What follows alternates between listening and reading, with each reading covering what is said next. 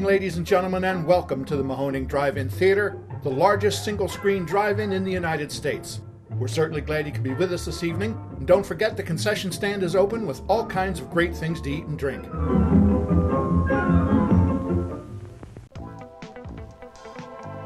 89.3 Mahoning Drive-In Radio, your old friend Virgil back once again for another exciting episode of the podcast. As you guys know, the only podcast dedicated to the love and revival of our beloved drive-in culture, joined as always by my co-host and general manager extraordinaire, Mark. Say hello, my friend.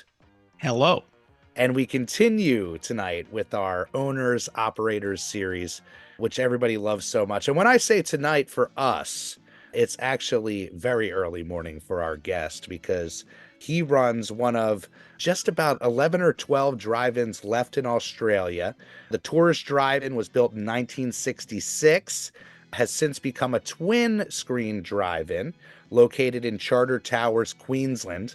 The thing we love about the tours, which you guys will all hear in this interview, they not only run beautiful first-run 4K digital, they also preserve and run classic 35 millimeter and 16 millimeter on their gorgeous screens. Welcome to the show, owner Steve Snell. Welcome, my friend. Thank you for having me. You know, we are so over the moon to be able to do this series. Has been informative as operators, you know, and getting these kind of insights on how people do their thing. But more than anything, it's been really rewarding to just connect with folks that live this unique drive-in life and have committed to this love of preserving the drive-in. And your history runs deep. So I want to start right there. How did you become a lover of movies and a lover of drive-ins to be able to own one of the, you know, last remaining in Australia? Well, I was 8 years old, born in 1970, so it was 1978.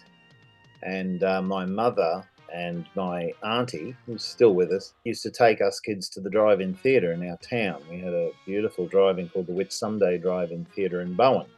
Yeah. And we saw Foul Play with Goldie Hawn. Come on. Yep. And I mean, it really wasn't suitable for an 8-year-old, but I certainly loved it. And I was just amazed at the size of the screen. There used to be playgrounds down at the front of the screen. Yeah. And all us kids would go down. Then the slides would start and the screen would light up and you'd just see this little beam coming out of a hole way, way back at a building. And you'd look up and see this monstrous screen tower. And I just thought, how does that work? How do they do that? So I had to go up to the projection room. It was owned by the Stephanos family at the time. They'd built it. And George Stephanos said, "You're too little, go away." And then his son James, who I knew, he'd take us into the booth and we'd show the slides. That was all we were allowed to do. And then start the projector and we'd have to leave. Right. And because I think George was nervous with little kids running around in the projection room. And I was just hooked immediately, absolutely immediately. So I kept, when we'd go to the drive, and I kept pestering him to go into the booth and learn, and he just wouldn't do it. So because we also had a picture theatre at the other side of town out at Queens Beach. So as an 8-year-old, I went out there because he said, "Go and pester Ben DeLuca." Well, they were a competition. You know, he thought, "Oh, he'll throw me onto Benny." So I went out to the Summer Garden Theatre as an 8-year-old, and I met Mr. DeLuca, and who's still there. Ben and Phil are still running that picture theatre. They're 88, I think now. They're still running it. Anyway, he took me up into the projection room and I was just blown away. The size of the reels, 6,000 foot, and I couldn't even see on top of the lamp houses. That's how small I was. Yeah. And I was just hooked. So he taught me how to feed carbon arc and run the slides. That was all I was allowed to touch for a while. Yeah. And by the age of 9, I was threading up. But I couldn't put the spools on the projector because it was too high. I was too small. So we used to stand on the film trunks. He used to put film trunks down between the two. Well, we had 3 projectors, but he put them between the 2 main ones that we used. Right. And the usher, Mike Gaffney, he was very tall. He was a gentle giant. And he used to come up to the booth and say, "Righto, Stevie, what do you want? What reels going where?" And I said, "I need that one on that projector. I need that one up there." So he would lift them up and I'd thread them up and I was operating. and I was 9 years old. And I mean, probably illegal if you're taking unions and all that. But Sure. in a country town, we got away with a lot. We had to. We didn't have techs at our doorstep. We had to do everything. Sure. I was absolutely hooked. I just thought the magic of that motion picture flickering through the intermittent and the timing fan, and you just, it just blew me away. And the big screen, and I felt, I just thought I was in heaven. I loved it. I thought it was magical. As a child, it really is infectious. It's one of those things that is larger than life, and the connection that we certainly have, Mark and myself, are all connected to those experiences that we had when we were young with our families, and that initial kind of larger than life wow of the experience. 9 years old running projectors. That is 35 mil, yeah. Amazing. 35, yeah, and they were building a coal export jetty out at Abbott Point in the 80s. And they set up an open air screen there, like a drive-in walk-in for all the workers that were building the new port. And we were commissioned, Benny was commissioned to show films out there on 16 millimeters. So we'd go out there during the week, and I was allowed to go out. Sometimes we'd put 16 mil movies on at the campsite. And that was really cool. And I got hooked on 16 mil as well. I never thought, years later I'd actually own the film company that we were hiring them off. But anyway. This is literally in your blood. It's so destined, that early love. So where do you go from there? Well, I went to boarding school in Charters Towers because my parents were very concerned for me. They were really frightened. They were very concerned because they just thought, into the movie business. Oh, why couldn't he be a welder? What's wrong with his head? What's wrong with him?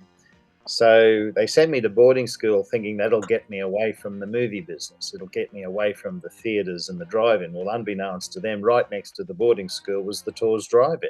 Come on. So we used to sit on the old mullock heap tailings because it was a gold mining town at boarding school, and we'd be able to watch the drive-in screen from the back of the college. And we'd be watching that, wishing we could go, but we weren't allowed. And then by the time I got into grade 12, we were allowed to have what they called drive-in leave from boarding school. So I would go out, and that's where I met the owners, the Blackburn family. Yeah.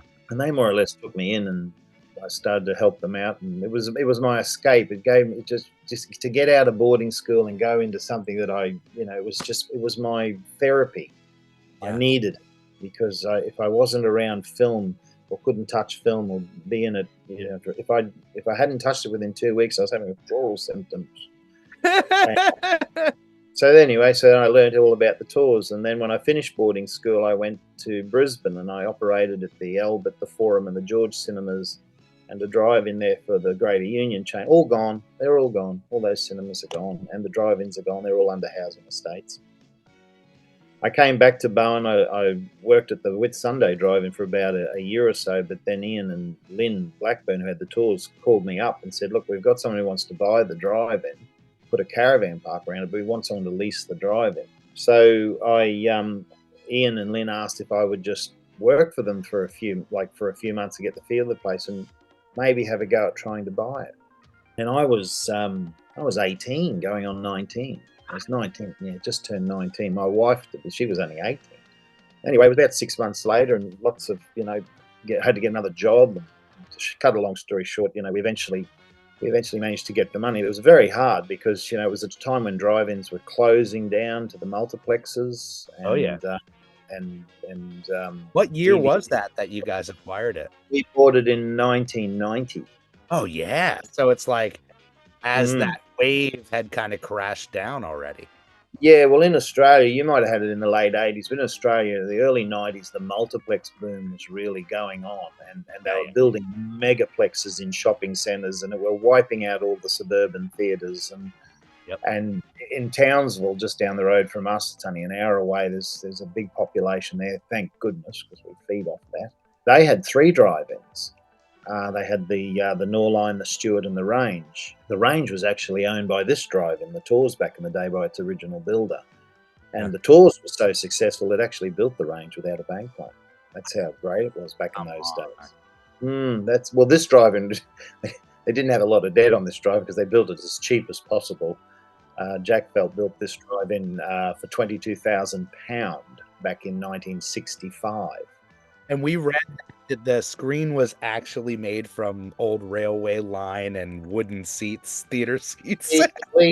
Please don't give away our secrets. I just love that. It's so like, we're going to work with what we got, you know? And that screen has stood longer than all the other drive-in screens that have been blown over in cyclones. Yeah. I was getting it restored a few years back, and we were getting it all re-screwed and pimped up, and we were re-screwing all the back and everything else. And the guy who was doing it, he said, "This is made of railway line."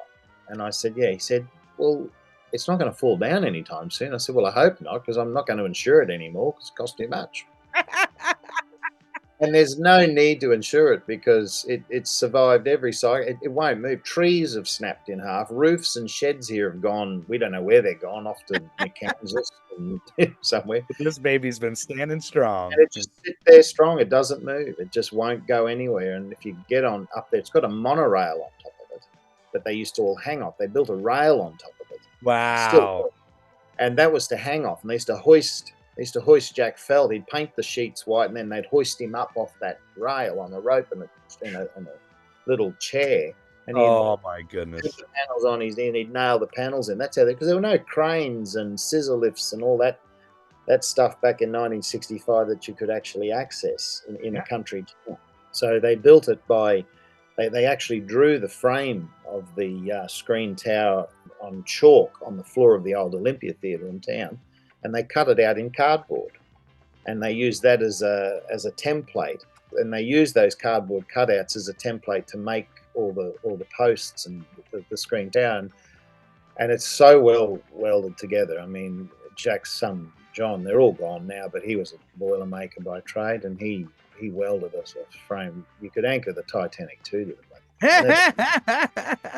Never come down. You never get it down.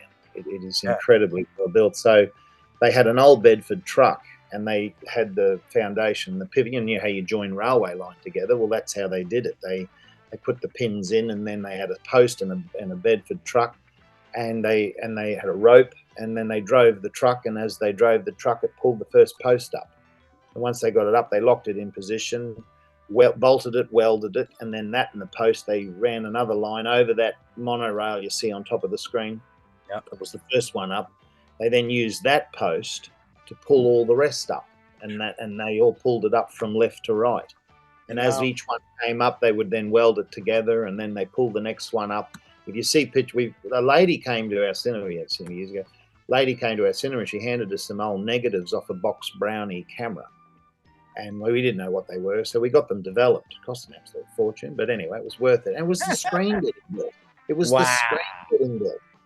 And it was her father that was helping Jack to work on the screen. She just had these negatives and said, "Here, do you want these? Otherwise, they'll be thrown out." So we got them struck. See, this is the beauty of film. You know, you can always bring it back to the world, whereas digital imagine if we took that on a phone back then. I mean, where would that be? Lost in the ether, lost in the cloud. Gone forever. Yeah. So that's how we got those pictures. So they're on our website under history, and you'll see the old Bedford truck, and you'll see the screen tower going up. Such history, you know. It is. Yeah, it is. I love history of cinema, and I've got all the history, and we actually got very friendly because we were very young. Yeah. When we bought it. I was 19, my wife was 18, and I met her at the Summer Garden Theatre where I was as a kid. And we've met Theatre love. Yeah. And we got to know the manager of the drive-in when it was first built, who built it with Jack Felt, and we lost him about 10 years ago, but we adopted them like grandparents because we're on our own out here. We have no family. Sure. It was great. His daughter Marilyn, she works for us now too. It's like a family affair. She does the ticket box and works in the cafe, and she's great. Another reason I love the drive-in culture, it's not just familial for people to come, but 9 times out of 10, this is a family owned and operated, passed on, loved, historic preservation.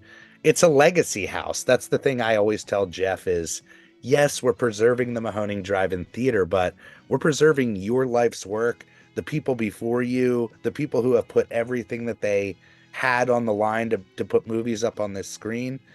That's really what it's all about.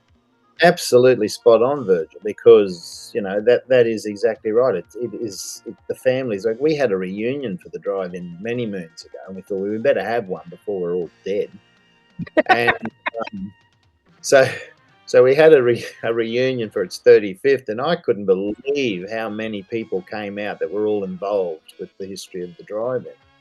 It was wonderful, and we've only got two left. We've got the original owner that I bought it off, Lynn Blackburn. She's 95 as of last month.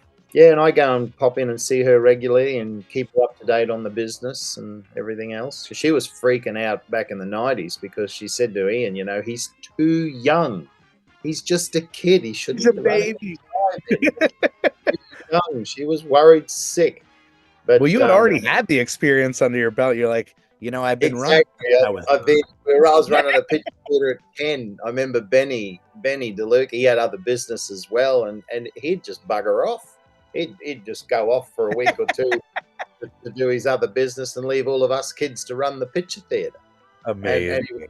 And we did. We had matinees and it was all double feature. And I'd be in the projection room, and my wife would be in the candy bar with his daughter, and we'd be running the picture theater and cleaning it out after the show and making up the prints, breaking down the prints, doing the billboards around town. We still glue poster boards around town. We still do it here. Yeah. And we just did everything. And he was so lucky, he didn't realize how lucky he was to have that slave labor. It's all about passion, the idea of we will do anything to make this show work, and you have to kind of put all that stuff to the side. Absolutely. Yeah. It was a different generation too. I mean, we were just so grateful to have a job. We didn't care what we were paid. We weren't paid much. We'd do it for a Mars bar and a can of Coke. Yeah, well, Mark drove across the country to come and work for cheeseburgers and get the experience. Mark, how far do you drive? I mean, I only know kilometers, but what do you drive? How many hours do you drive to get to the home? It's actually less now than it was when we did the documentary. The legend lives, though, because of the documentary. They still ask me, are you that guy who drives from New Hampshire? It used to be 6.5 hours when I started doing it. And I was able to get that down to about 5 hours. And that was for the first several years. But now I live in New York, so it's 2.5 hours for me, which I like long distance driving, so it's not that big a deal. And it's considerably less of a commute than it once was. You live in New York City. Just outside. Just outside New York City. Yeah. Oh, yeah. Well, that's right. That would be a 3-hour drive. Yeah. A little less, depending on traffic. Yeah. Well, when we first bought the drive-in in 1990, my wife was still living in Bowen, which was 3 hours away, and I used to drive. And we had a laundromat. And I don't want to talk about that because I never want to have run one of them. We still had ties in Bowen, so I had to drive out to Charters Towers every week to put the drive-in on. So I used to have all the films and stock come into Bowen, and what stock got delivered to the drive-in during the week, I had someone who had a key to get in, put it in, and then I would drive up Thursday night late or early Friday morning, make up all the prints, get the joint ready to go, and then all weekend I would do the drive-in. I also used to work on the radio station. I had a show on a Saturday and a Sunday as well, which was great. It helped pay the interest to the bank because the interest was 21.9%. Oh God! That's how they get people have no idea. But anyway, so I did that for about a year, and I was begging my wife to come move up here, and we finally decided we'll move to Charters Towers at the drive because we've got this investment sitting out west in Charters Towers, and we're just having it sitting there, and it's getting broken into a lot. It was getting vandalised and broken into, which was a cost we had to bear while we're trying to pay it off. Right. And so I said to the local government, look, we need to live there. And they wouldn't let us live here. And I said, we need to live on our premises. And we had a great mayor at the time. She was wonderful, very common sense. She said, well, why can't he live on his asset and keep an eye on it? Every other theatre I've grown up at all had caretakers' residents. So that was the first of our constant fights with bureaucracy. But we got in, we put a little donga. I don't know what you call them over there, but they're like little transportable boxed flats or homes that they have at mining sites. Yeah, and we plugged that into the back of the drive-in, and we lived in that because for the first few months we were sleeping on the floor in the storeroom and the projection room.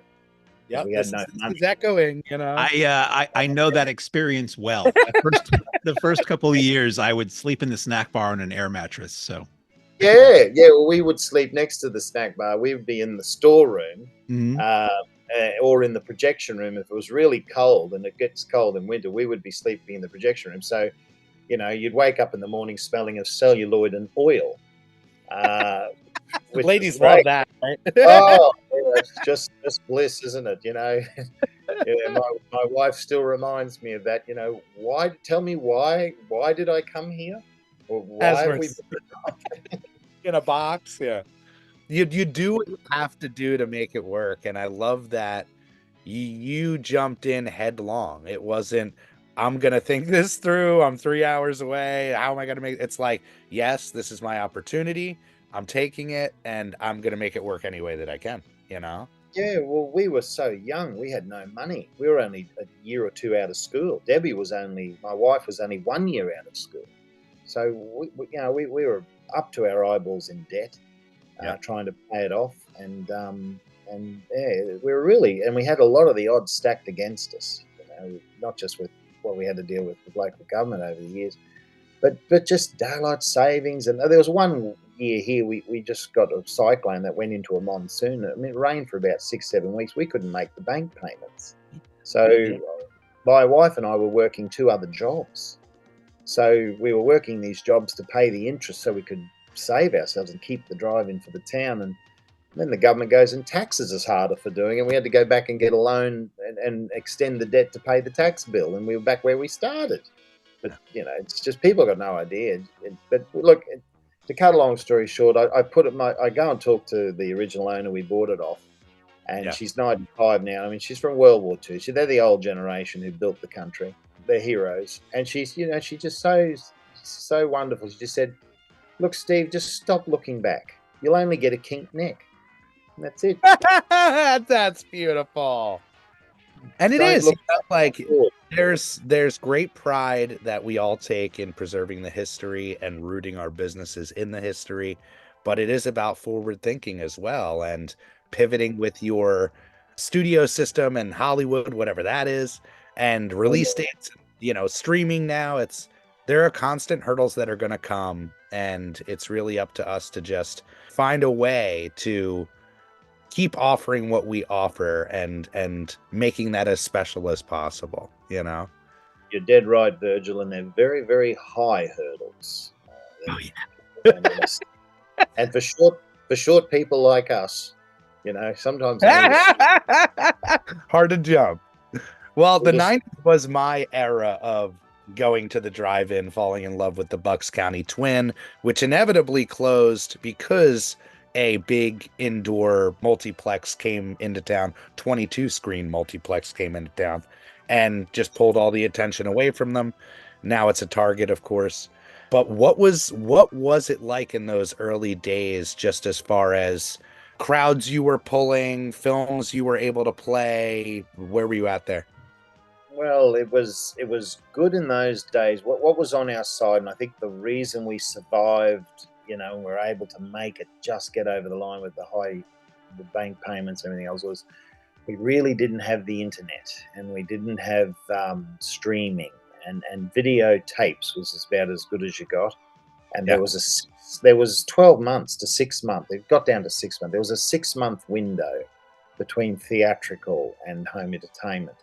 And when it hit home entertainment, well, then, people would pirate videos, it would merge and everything else. But it was finished theatrically. You had that window of protection, and there was nowhere where they could see it. So when the blockbuster movie arrived and rolled into town, we were the only place to see it. And that was our saving grace, because without that, we just wouldn't have survived. We couldn't do it today. There's no way we could do what we did back then as kids today. You'd have to have rocks in your head. You'd never make it. It's just the costs are too. You couldn't build the tours today. If you were to build, well, what Deb and I put into this place over the 34 years we've owned it now, because it was only supposed to be 5. That's another story. Well, we'll just buy it for 5. We'll do it upsell, and then we'll go and buy the Whitsunday or the West Line Drive in Mackay. Yes, Well, they all went to land value and everything else, and here we are, 34 4 years later, and we've given up now. We're too old, too tired. Too Yep. Now it's your home. Yeah. Well, it's our home, and we built a house on top of it. There's a residence on top of the second screen there. There's a residence. It's got a big dress circle. Beautiful. It's built into the screen. Yeah, the screen is at the backyard, if you know what I mean. So you sit on the balcony. We've got a dress circle, and you can watch either screen from the top of the house. There's the Hollywood bar. I've put that in. There's a baby grand piano that my wife has always wanted one, and she said, and I said, a baby grand piano. She said, well, excuse me, look out in the backyard. Look what you've got. You've got a drive-in. Well, I want a piano. Get me my piano. So there's a bit of give and take. There's a swimming pool. There's a monstrous film vault. And and very soon we're about to build a miniature railway around it.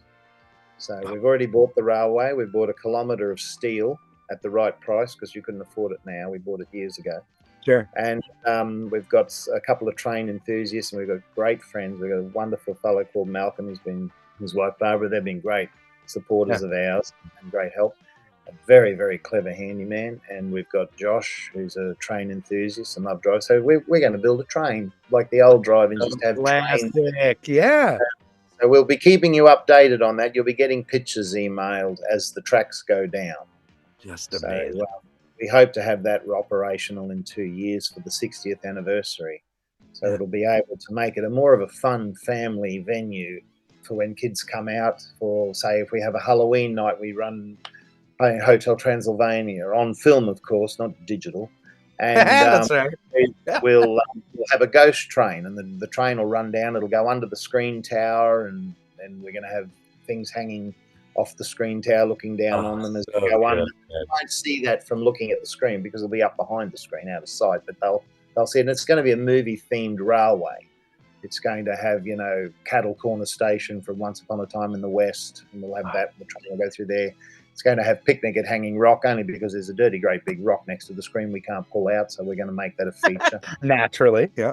Naturally, so the train will go there. There'll be Blinky Bill Corner, things like that. So it's going to be a movie railway that will run around the theatre. It'll pull in front of the snack bar, and that's where they'll pick up the kids, and then it'll go. And there'll be two of them. There'll be one runs around one field, and one runs around the other field and the front part, because we're on 10 acres. We've got plenty of land. Yeah. And, it's just useless sitting there, so we may as well do something with it. Genius. So that's what we do. Well, I've always liked trains, and when my son Lukey was little, he destroyed my model train set. And he pulled it all apart. This is your yeah, work. This is my IT son who just got me online for you. And he completely destroyed my train as a kid. He'd love to pull things apart and see how they work. So I thought, well, I'm not going to. And he's been buying me model trains ever since. I've made him feel bad. So I try to make it up. Yeah, you keep trying to make it up, but it won't work because I've given up on that. Now I'm going to have a real one outside around the drive-in. So it's going to be a lot. That's amazing. Well, before we get to the addition of the screen in 2011, the choice to do that, just paint a picture for us of the landscape. Obviously wide open from the pictures that we're seeing. Like, how easy or difficult is it to get to you, if you could kind of paint a little picture? It actually is to our advantage. It is in a prime location. It is right on the entrance to town. Yeah. So when we get a lot of people out from Townsville, we're the first thing they hit as they come to town. It's straight there on the intersection. They turn left, and there's the driving screen. As a matter of fact, people say, "Oh, how do we find you? We're coming from Townsville." I said, "Just look left as you're coming to the intersection." Now, if you can't see that big screen, you shouldn't be driving a car. That's how we're very fortunate there, and it's only 2 minutes to the main street, to the drive-in. It's basically right on. It used to be right out in the bush years ago when I bought it. Deb and I bought it. It was out in the bush, but because the town's grown a fair bit, we now sit right on the edge of town. We're literally in town, but behind the screen and the main screen, it's still the bush. It's just an horizon of nothing. So we're the last drive-in theatre. We are literally the last drive-in theatre that doesn't have houses or anything around us. We still have all the natural. And when we bought it, we made sure we bought all the land as well around it to protect it. Oh, yeah. It was hard paying it off, I might add, but it's been worth it now because it just gave us that barrier to keep development away from us. Absolutely. So we've got pure darkness at night. It's just It's so great. serene. You know, that's the beauty of your guys' layout, is it truly does kind of put you in that atmosphere Yeah. that you would kind of, invent in your brain thinking of an Australian drive-in. Do you guys have any tourism that comes through town? Is it mostly locals supporting? That's a very good question. The tourist season is good. It's usually from Easter to September because it's cooler. Yeah. The locals, you've got to understand with streaming now, you look at the ratios per population to screen. And years ago, it used to be 10,000 to one cinema screen. So the tours was pretty well okay. And then when the council put 3 screens in town against us at the cost of the ratepayers, which wasn't very legal, and then we had ours out here, it flattened the market. Yeah. But by then, the 3 drive-ins in Townsville had closed, so we started to heavily market in Townsville because there's 200,000 people there, and it's only an hour away. So now we get 75% of our business from Townsville and surrounding, and it's an hour's drive. The highway's immaculate, so it doesn't seem that long. Easy ride, yeah. Easy ride out, and we get about 25% from the local community. And in the tourist season, it jumps up because we get about another, we get a bit more from the tourist season. You might get another 10, 15 cars and they're all tourists. They don't care what's on the screen. They just come to looking for something to do. It sounds very similar to what we have at the Mahoning.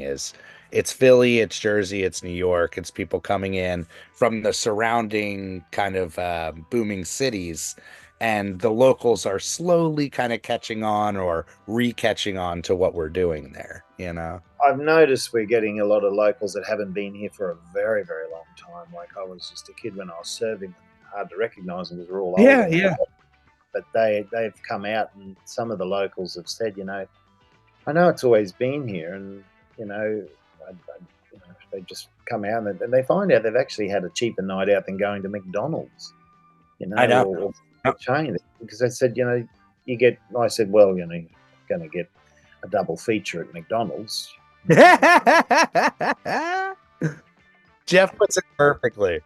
You have the Empire State Building in your backyard. It loses its majesty after a while. And we still hear in town people saying, oh, the Mahoning will be wearing the shirts and event shirt. Is that place still open? It's like, how much more open can we be? Oh, exactly. You sort of wonder, do they live under rocks, these people? The town ain't that big. Yeah, exactly. We've got poster boards around town, and we've got a huge Facebook following. I think there's about 15,000 following the social. Yeah. And we've got a pretty good website. We feel it gets banged fairly hard. Beautiful, yeah. We advertise everywhere, and yet they'll still ring up and say, "What's on?" Yep. Or are you still open? And these people have lived here all their life, and you just think, what? Different environment now, even with advertising, Jeff always relied on newspapers, and when we came in, that it's so a thing of the past that we just had to think outside of the box. But absolutely, I mean, going back in time, I used to love the days of press. I love print. I love everything analog. Yeah. I love getting the newspaper. And you'd open a freshly printed newspaper, and the first thing I'd do is head for the theatres. That's right. See what they're playing. What's on this week, and then we'd have a decision to make. Do we go to the drive-in or we go to the picture theatre? The walk-in was the drive-in or the walk-ins, and us kids, we didn't have cars, so we had to go to the walk-in. But then if there was a good family show, or there was something at the drive-in like, I don't know, what was it? Cuckoo's Nest, or there was something on there. The Deer Hunter, that's right. I remember the Deer Hunter was on it. Then my mother and that were going out to see it. Oh, can we go? Can we go? No, you're not going to drive, and you're going out to the picture theatre to watch Blackbeard's Ghost. That's more your speed. Yeah. Yeah, I forgot to mention earlier on when I was working at the picture theatre as a kid. By the time I was in my grade 10, I think it is, I actually acquired a 35mm projector and set it up in the backyard. And back in those days, everything was licensed. You had to get a Picture Theatres and Films Commission license. So I used to write to the Picture Theatres and Films Commission every day from boarding school here, to get a license so I could show 35mm on a carbon arc projector in my backyard. We got that from a closed down theatre out at Collinsville, which was an hour out from Bowen. So my father got that for me. He was an electrician, so that was handy. He wired it up for me. And then I think it was Benny at the theatre there and the owners of the drive-in, the Hawkins brothers, that they had to approve that I could run 35, but I had to be third run and the theatres weren't to show the film anymore. So a couple of film studios finally gave me license to show 35 on the backyard. Wow. I think it was 13. So I was the youngest man, or the youngest kid. I was a kid, really. I was the youngest kid in Australia to have a Picture Theatres and Films Commission license to show 35mm film on a private basis in the backyard. Let But the boy play his movies. I wasn't allowed to charge admission or anything like that. But, you talk about Facebook and everything. Back then, even before social media, I don't know how people found out I had Gremlins on, but there were 90 kids from everywhere in the backyard.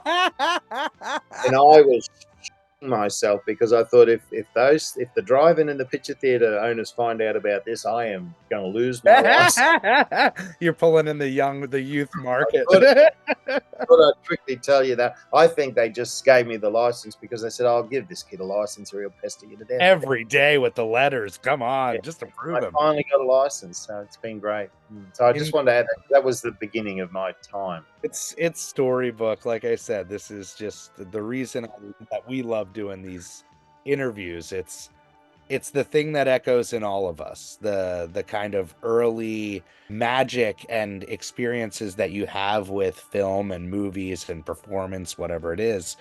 And it's this thing that keeps us connected to not just who we are, but it keeps us connected to our youth. The idea that the drive-in is so inherently nostalgic, I think that it really does kind of keep this fresh, viable thing about all of us where we just love what we do and it shows, Absolutely spot on again, Virgil. How long have you been running drive-ins? 40 years, 30 years? Because you sound like it's the old soul thing, I guess, right? Yeah, it gets in your blood, I mean, I don't know anything. I mean, I do have other interests. I have to, so we don't starve. You can't really make any money. You don't make a lot of money. I was told by Ronnie Paddle, who had the Picture Theatre in Collinsville when they were closing to the video tide back in the 1980s. And that's where we got the projector from, the carbon arc projector and LCNW, which I still have. It's still there. It's restored and put away. It's going into a Picture Palace and Cinema Museum that I'm going to build here one day. It's another one day. Oh, that's right. Another dream, right? Another dream. I just hope I don't run out of life in time. But the thing is, the train will come first. But yeah, it's true, and the drive-in theatre gets in your blood. We don't make a lot of money, but they're good for our communities. They're good. This drive-in theatre is good for this town. Yeah. And I remember years and years ago when they were building the cinemas and all that against us. And I remember one particular councillor said to me, you're a thing of the past. This is the future. The cinemas and all that. Why don't you just sell it up for industrial estate and get out of town because you're a thing of the past? And I said to her, one day, that drive-in theatre is going to be your biggest asset because it costs the town and the ratepayers nothing to be here, and yet it brings so many people into town that spend here. That's and right. The survey was done, and it came in number one. It brings a lot of, when we were closed in COVID, and then we were closed for a bit of a dispute that I'd rather not go into, people were really upset because the caravan parks and the accommodation places, they were missing out on thousands of dollars in income because the drive-in wasn't open. Yeah. And they didn't realise just how much money it pumps into the town every weekend. Every weekend it brings people into town, just as the Mahoney drive-in brings people from all over the country into Layton, Pennsylvania. So, you're an asset to your community. That's what people don't understand. That's the beautiful thing, I think that the pandemic, and I'm sure for you guys, it was the same thing. It's always weird to say the pandemic was good for us, but it really did shine a light on the drive-in experience and people reconnecting with the drive-in experience. And to have that community robbed from you, it knocked it home even harder that these are community spaces. That's what they started as, a means for us to get together safely and be with your neighbor and your family. And that aspect truly is something that has wowed us when we were young, and it just still is the main part of our business, is creating that kind of safe community space. And when you don't have it, the other businesses, like you said, they really feel it. Exactly. It's a flow-on effect. Absolutely. And we don't really make any money running our drive-ins, but everybody in the community does from us, if you know what I mean. It's weird how that works. Yeah, the new saying is experience over profit. Let's talk about the concession stand and the other aspects that make the tours unique. You guys have a marquee by the road? Yeah. We got a price to build a flash mark. Nothing like your flash marquee. God, I'm so jealous. How did you Yeah, we get wish that? we had the neon. It's a beautiful look, but No, don't get neon. No, don't. No, it's beautiful. Just put some floodlights on it and light it up and let it shine. It's much there easier. it is. Neon looks okay, but it's work. It's I more know. We're work. so scared a rock will kick up from the road. That's right. If someone throws a rock at it, you're up for thousands. So Yep. when I got a price to do that, and they wanted something about $20,000, and I thought, no way, I couldn't afford that. Floodlights will do. So once again, my great friend Malcolm, who is sort of, well, he's older than me. He's a legend of a man. He just keeps on working. I think he's in his late 60s, early 70s now. Anyway, he just said, "Don't pay that. We could build something better. Do it ourselves." Malcolm will look at something, then he'll think about it, then he'll draw up something, then he won't be happy with it, so he'll throw that to the house, and then he'll try again, and then eventually finally came up with his plan. He said, "No," and I said, "I need something I can walk on, and I get a ladder to climb up to it." But anyway, so he designed this marquee, and it's really great. And then I got on to David Kildare. He still was running the Luna there, and I said, "David, where do you get your click-on letters, the Wagner letters?" Yep. And he said, "Oh, Neon Light in Sydney." I said, "Oh, rightio." So I got onto a guy there in Sydney, and he was about 90 something, still in it. And he said, "Oh, yes, they're really good. Yeah, well, we have to get them in from the States." Man, what am I getting myself into? Anyway, Whole hurdle to get everything, yeah. Yeah, of course, you guys have everything at your fingertips. I'm so jealous. But anyway, for us, we've got to import it all in. So it was about $15 a letter. Wow. And you have, and as you know, you have to buy the alphabet about 5 times to get what you need to put up. Have enough of them A's or S's. Yeah. Oh, A's and S's, and you sort of think, oh, I hope that there's not too many movies that come out with X, Y's, and Z's. But anyway, that's right. So anyway, we built this, and he said, "Oh no, don't do all that." He said, "If you build those neon types with the lights in behind and all that," he said, they bake, the wildlife get into them, they can catch fire. I thought, oh, lovely. He said, "Just get this special white board and put the floodlights against it, and have the floodlights going up to it. The letters will still glow." And so that's what we did. We built this. Malcolm designed it all. We got the materials in, and I think we built it for about $5,000 up and done. And then we got stars made with, we got them laser cut out of aluminium. Yeah, and it really does look good. And then I thought I was going to get a letter from, because people were coming in and said, "Gee, that sign sticks out well at night." It's all got running lights, and there's twinkle lights running around the stars, and then there's running lights around the billboard, and then there's running lights going around the big arrow that says drive in. I just wanted that 50s, 60s look. Yeah, and yeah, and so Malcolm designed that with the stars and everything else. So it is actually a very good marquee. It could do with a clean and a paint up now, but that's coming soon. It's coming soon to a theatre near you, like a lot of other things. And so we got that up, and it really lights up well. People who drive up from Townsville, it's dusk, they see it, and think, "Oh well, we can't miss that." And then I thought I'd get a letter from the main road saying that I'd have to pull it down because it's a distraction and all this sort of stuff.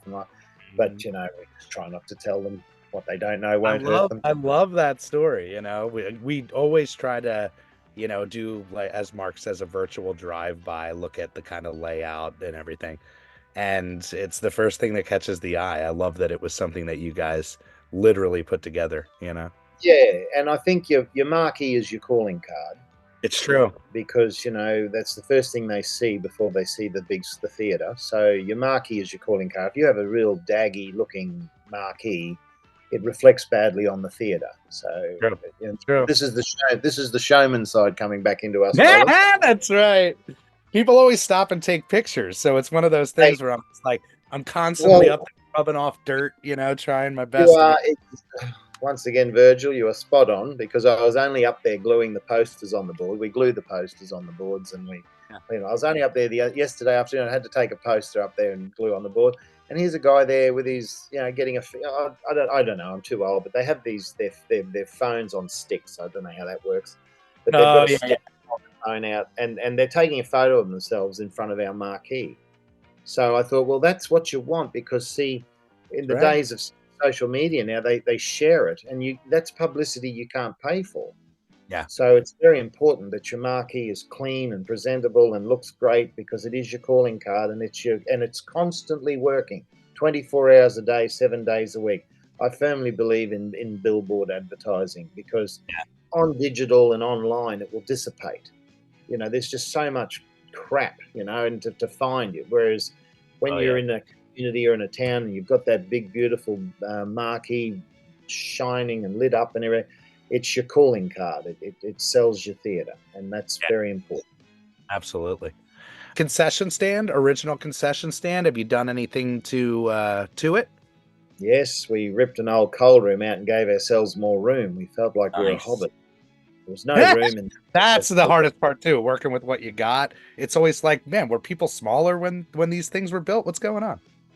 Very tight space, and very hot. Get up to 50, 60 degrees in there in front of the grill. I don't know what you call that in Fahrenheit there, but it's hot here. It's very hot. But no, we've opened it all up, and then my wife and I decided to do it up in the 50s style. So we just got sick of the bland 70s look of everything. Was white and brown or white and green, and we thought, let's do it up in the 50s style. So we painted the front counters a retro pink, and it's yellow, and it's got the chrome and the blues and the light greens, and it's really good. We've got new flooring through it. New kitchen went in. We really spent a lot of money. We've overcapitalized on it, but we're not going to do it again. And it's paid off, because your cafeteria is also your calling card. It's got to be clean, presentable, and enticing. And it doesn't matter how old your building is, as long as it's clean and presentable, and it will work. And that's what we've done with the tours. It's very old-fashioned. Come to the counter and order. It's not self-service or anything like that.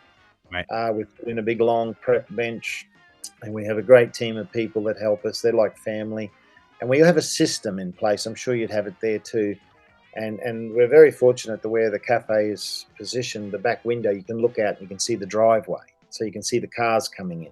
So that gives you an idea on how much to put on the grill. So gauging it. Yes. So you count the cars and say, right, well, there's another 5 cars coming in. That's another 3 more mince patties, 3 strips of bacon, another egg on the grill. And that's how you have the food ready and prepped to go. And, if we get 100 people, we can feed them in 30 minutes. And that's how quick. We've got a setup where, and you've got to have a menu that is not only profitable, but it's got to be a very good, tasty menu. It's got to be efficient, well-priced, but fast. And because people don't want to miss the show. When the projector starts, they want to be in their car or in their seat out in the field, having their burger, and the show starts. It's very important to get them fed before showtime. It's hard when you've got a crystal ball and hundreds turn up. But sometimes we'll open a bit earlier to try and get them through. But we have a very good system in place. Whoever handles cash just does cash, and that's it. They do the sales, and that way there's no cross-contamination, there's no touching of food. Stations. Totally. Yep, stations. I usually am on the toaster and the grill. We usually have someone else just doing the frying, and then we have a couple of kids who do the running. Yep. So they're the floaters. So as the orders come in, and we've usually got the warmer stocked, and then as the burgers deplete, more are going in. So the food's only cooked, and it's sitting not even a few minutes, and it's in their hands. And always people fresh. say, and it's there, and no FPOS and digital at all. I just won't do it because we have crap internet. Yeah, I And saw that. It and makes so it long. more classic, really does. Well, you put FPOS at the gate. I remember a fellow drive-in owners put it at the gate, and I said, "Are you mad?" He Yep. said, "If you've got 100 cars lined up, Put the and he phones away, wallet, done, cards away. whereas you get a car in 10 seconds on cash, That's whereas right. you take a minute, and if you've got 100 cars and it's a minute with FPOS or digital, that's Yeah. 100 minutes. They've missed the first show. So Mhm. it's just unsustainable. Yeah. And being cash too, we don't have any bank fees, so we can actually sell stuff cheaper That's and it's right. quicker. Yeah. And we've educated our crowd pretty well. We've had hundreds through, and there'd only be one, person who's come with the card thinking we're going to take their plastic magic. But see, I'm so old school. I keep everything retro like the '60s, and that's how it ran. It ran on cash. We still write hand dockets. We write the docket, wrote down on a docket. We total it all up in front of them. We do their change. We tear the stub off and give them the number, little slip of paper with the number. Yeah. And out it comes. It's called. It's on the clipboard. It's taken off the clipboard. It's grabbed. It's off the grill. It's in the bourne. It's out. It's grabbed by the float. It's back out. Within 1 minute, their dinner's being served, and they can't believe it. And it's because we're not held up by all the slow digital technology. That's right. Efficiency is key. Without Efficiency is king, and people said to me, "Oh, you need to give McDonald's some tips on how to get your food out so fast." And I just said to them, "Well, we just don't do digital. We No. don't do FX or anything like that. Go to the ATM, get some cash out, and come and enjoy old school drive-in cinema how it used to be. That's how we do it." Way to do it. Before I toss it over to Mark, I want to talk about the choice to put in a second screen and the choice to preserve your 35 millimeter or put in the 16 millimeter. What was that whole story? Well, it was to combat the multiplexes that were being built against us back in the day, and my wife and I used to take 16 millimeter films out to another country town during daylight savings to get extra revenue because the drive-in was suffering under daylight saving. Yeah. And the only good night for the drive-in was Saturday because people work Saturday morning or they work Monday morning. So Friday and Sunday just dropped away. So on a Friday night, we'd drive 3 hours west and we'd put on a 16mm film show out there to get revenue in to help pay the bank and everything else. And we used that extra income to build the screen, the second screen. It was so poor, Virgil. I mean, we built the screen, we got it all welded up, we got all the screen tower welded up, but it sat on the ground for about 6 months, and I poisoned and mowed around it because I didn't have any money to put it up. Sure. And and eventually we did get it up and we got it going, and wow, it just meant we could put more choice on, we could keep the films on longer. So because over here, I don't know whether you have it in America, but the studios here have this thing called session policy. Oh yeah. And, they'll demand a 2 or 3 week minimum on the print. So you'd have to say, well, okay, we'll give you 2 weeks, and then we'll move it over to the second screen so we can start something else for our regulars. Because Absolutely. but it really boosted the place dramatically. It was great. It just gave us more flexibility. So. And then we started off at 16 mil because we didn't have a projection room. We actually screened out of an old garden shed, and we screened out of that onto the screen. Wow. And then I had a 16 mil projector up on a table and inside a garden shed, and we were just missing the tops of the cars to get to the screen. So we'd run on 16 mil there for a while, and then when we finally put in 35, I got my old 35 mil projector that I had in my backyard as a kid, and I rebuilt that and put a Xenon on the back. Oh, that's beautiful. But didn't have a carbon arc on it then. We actually put a little Xenon lamp on it. Put a Xenon lamp on the back, and we had an EPRAD mutt, which is a makeup table, and it was like a long play system. I don't know whether you know what an EPRAD mutt is. It's a long play, so it's like a tower, but it's side by side on a table. Still have that. And we fed the little P5 C&W projector 35, and it ran for years like that as we could afford the money to build the projection room. And then about a year or two after that, we had enough money then to build the projection room. See, we had to do this because you've got to remember we were still heavily mortgaged, so we had to try and meet the bank payments on the theatre. We were both working full-time jobs as well. We were both working jobs. And whatever revenue we made by doing this, we would then sort of build it gradually. Everything here has been built over 34 years. because we weren't going back to the bank and borrowing any more money. We just thought, no, we have to do it on our own. It might take longer, but we'll do it on our own. Game. Yep. Yeah, Playing the long. Exactly. And it's special too because it gives you something to look forward to when you arrive. Yes, you're tired and buggered and you're nearly dead, but you arrive and you've got So anyway, and that's what we did. We built that projection room, and then eventually we turned that into an indoor cinema, which we then got rid of. I hated indoor cinemas. I hated it. You had an indoor cinema at the tours? Yeah, I had a 300-seat theatre. Wow. We built a cinema, yeah. But the council, as I said, our local government was paying an out-of-town mob and giving them a free venue, and it was really bad what they were doing. And then I thought, and then we thought about, and I just hated the session policy and having to sit there and screen sessions all day. And I don't know what is with cinema goers, but they seem to be more entitled than drive-in theatre goers. Very, very true. Why do you not have mango ice cream with sprinkles on top? I mean, It's very much an entitled, and I've ran the big chain indoors as well as the Mahoning. And yeah, it is a you work for me type of attitude where the drive-in, and there is a level of respect that we get. I always point to after a screening at an indoor theater, you're cleaning up for a half hour. The amount of trash we pick up at the Mahoning, there's such a respect. Every now and then we'll find little bags, of people who collected trash and just leave it there for us. But there's just we get that too. Yeah, they use the bins. I mean, we have a big crowd. If you got 200 out there, and you think, there'll be a mess, and you really got to get it up at night because if the crows get to it in the morning, here you've got God, we know that. You've got 300 pieces of one hot chip cup. The worst. Yeah, right? So I'm out there with a rake, and but God, can we really? They actually use our bins. They put the rubbish in the bin. We've just got such a wonderful bunch of people that support us. They're really great. And whereas in the cinema, I was starting to hate them.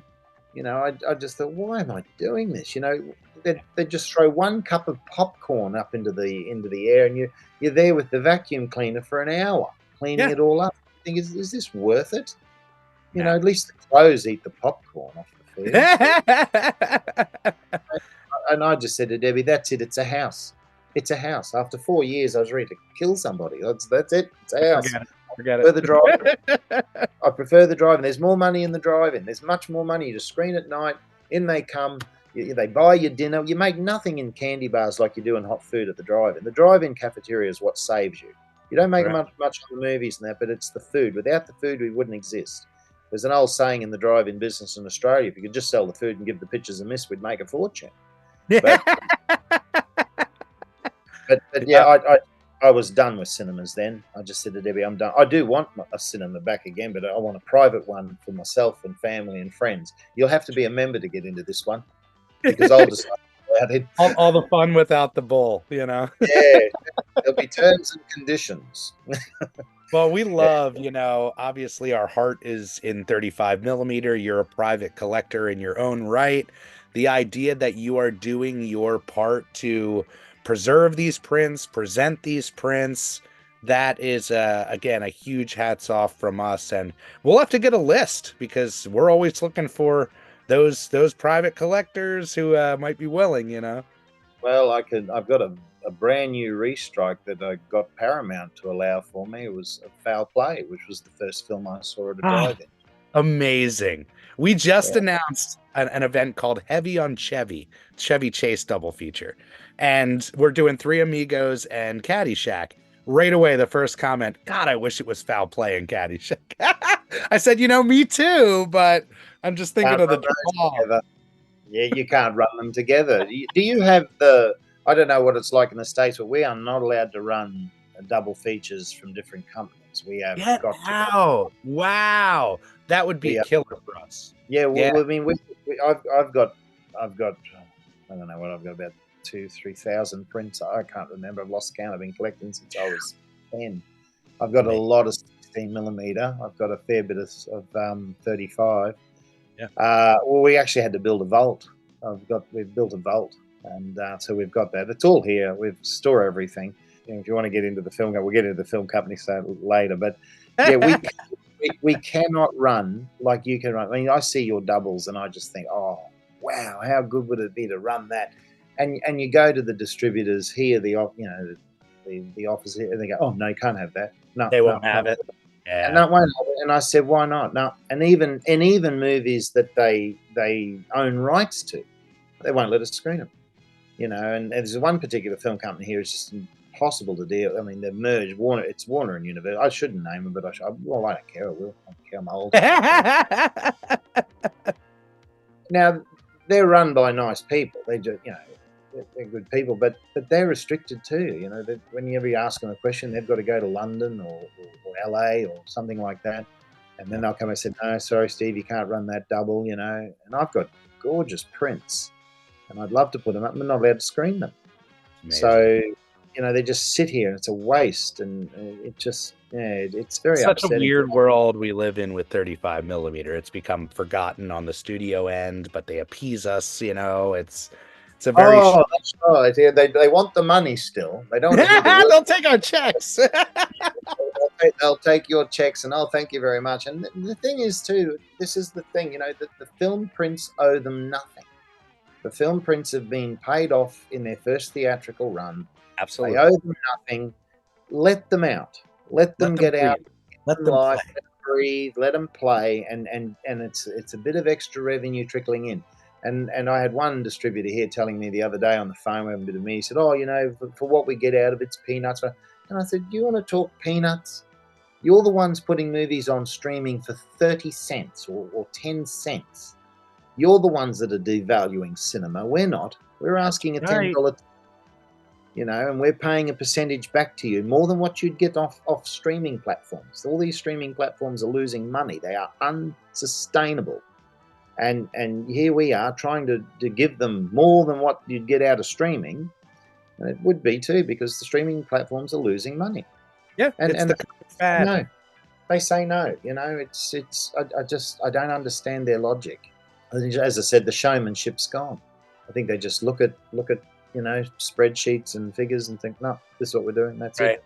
Yep, box office projections. That's all they care about. It really is. Right. I think we, as classic drive-in operators, we love the appeal of the drive-in, the gimmicks that we used to put out there, and now it does. It takes a little song and dance and a little extra push to put on a show for people, and it's nice because the atmosphere does so much work for you. But it really, again, we're trying to take people back in time. Which I guess is a good segue before I kick it to Mark. Since you have the 35, is it only on one screen? No. I see, because I absolutely, pregnant version of home video. I think there's nothing for me. I'm afraid I'm pretty much like Quentin Tarantino. Cinema to me is the illusion of film. Running at 24 frames a second. That's pure cinematograph. That is cinema. Digital to me is just a pregnant version of what you can do at home. It's just a damn expensive one, but it just does nothing for me. So when digital was on the horizon, the cost was over $100,000 to buy this projector. So we had to borrow money again, and and it just, I thought, at our age, really, you go again, yeah. And people don't understand, they just don't understand the cost of it and how much, but if they still want their drive-in, they love their drive-in, they want to see new movies as well as what else we do, but they just have no idea the expense in the projection room now. So we bought this piece of junk and we put it in, and it's not really the projector, it's all the crap that the studios make you have to control the projector is what gives us the glitchy problems, the SM, which I didn't know what an SM was. I thought it was something you could catch. But, because these IT geeks talk to me like I'm stupid, and I suppose I am, but, I can build an intermittent system with a projector. I bet you they couldn't. That's right, damn it. Yeah. But they talk to me and I say, what is an SM? Just tell me what SM's. Oh, that's security management. Well, use the Queen's English and tell me. No, I didn't even know what KDM was at the beginning. I thought, what's KDM? Is that something that Kmart sells? I don't know what they're talking about. And they say, oh, that's key management delivery. Well, print it out and say it's. I don't know. So I had to learn all this digital stuff. Like Saturday. I've kept a book because I knew it'd be unreal. I've kept a book. I hope you're sitting down. Since we've been digital, we have had 100 as of last Saturday, because we've kept a logbook on it all. I just wanted to. Yeah. And just out of interest to 35. We've had 198 breakdowns in 10 years. Now that's an average of 19 to 20 a year. So, and we've had 10 complete payouts where we've had to send our audience home, and their night is ruined.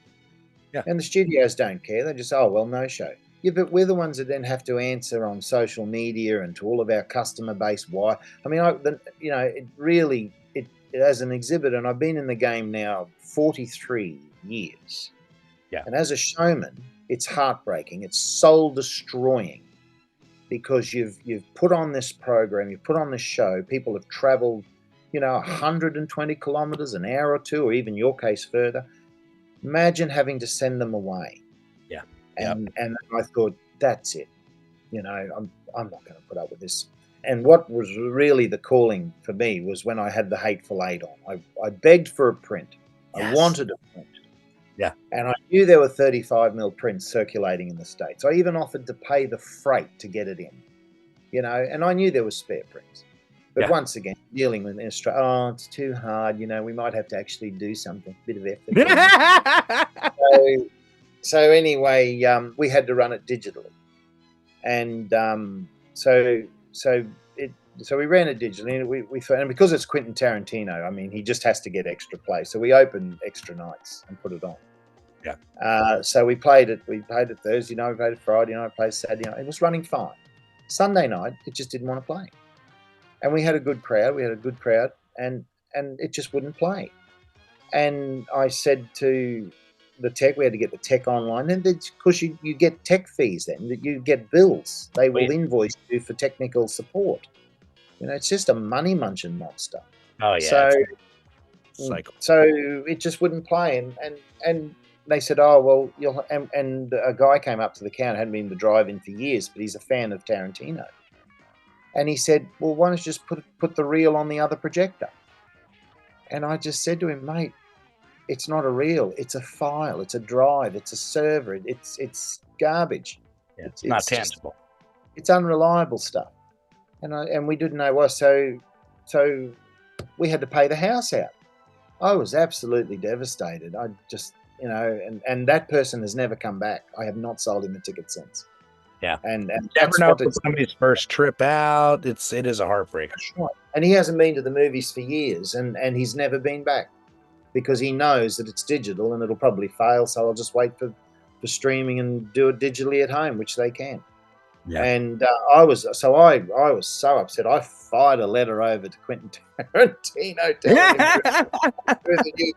I don't know whether he got it, but I think the great gang at the New Beverly would have passed it on. That's amazing. Yes, they agree, and they've offered me. They've actually spoken to me. They've offered me a tour if I ever get over there. So then I decided, well, that's it. The 35mm plant. So when we put the projector in, they said, oh, which projector do you want to pull out? And I said, excuse me? And they said, oh, what 35? Because I've got dual 35, as you do, in both. And which one do you want to pull out? I said, none. I'll take the slide projector out because it's carbon arc, which we're still using. Sure. And I missed terribly. And I said, it can go where the slide projector used to sit.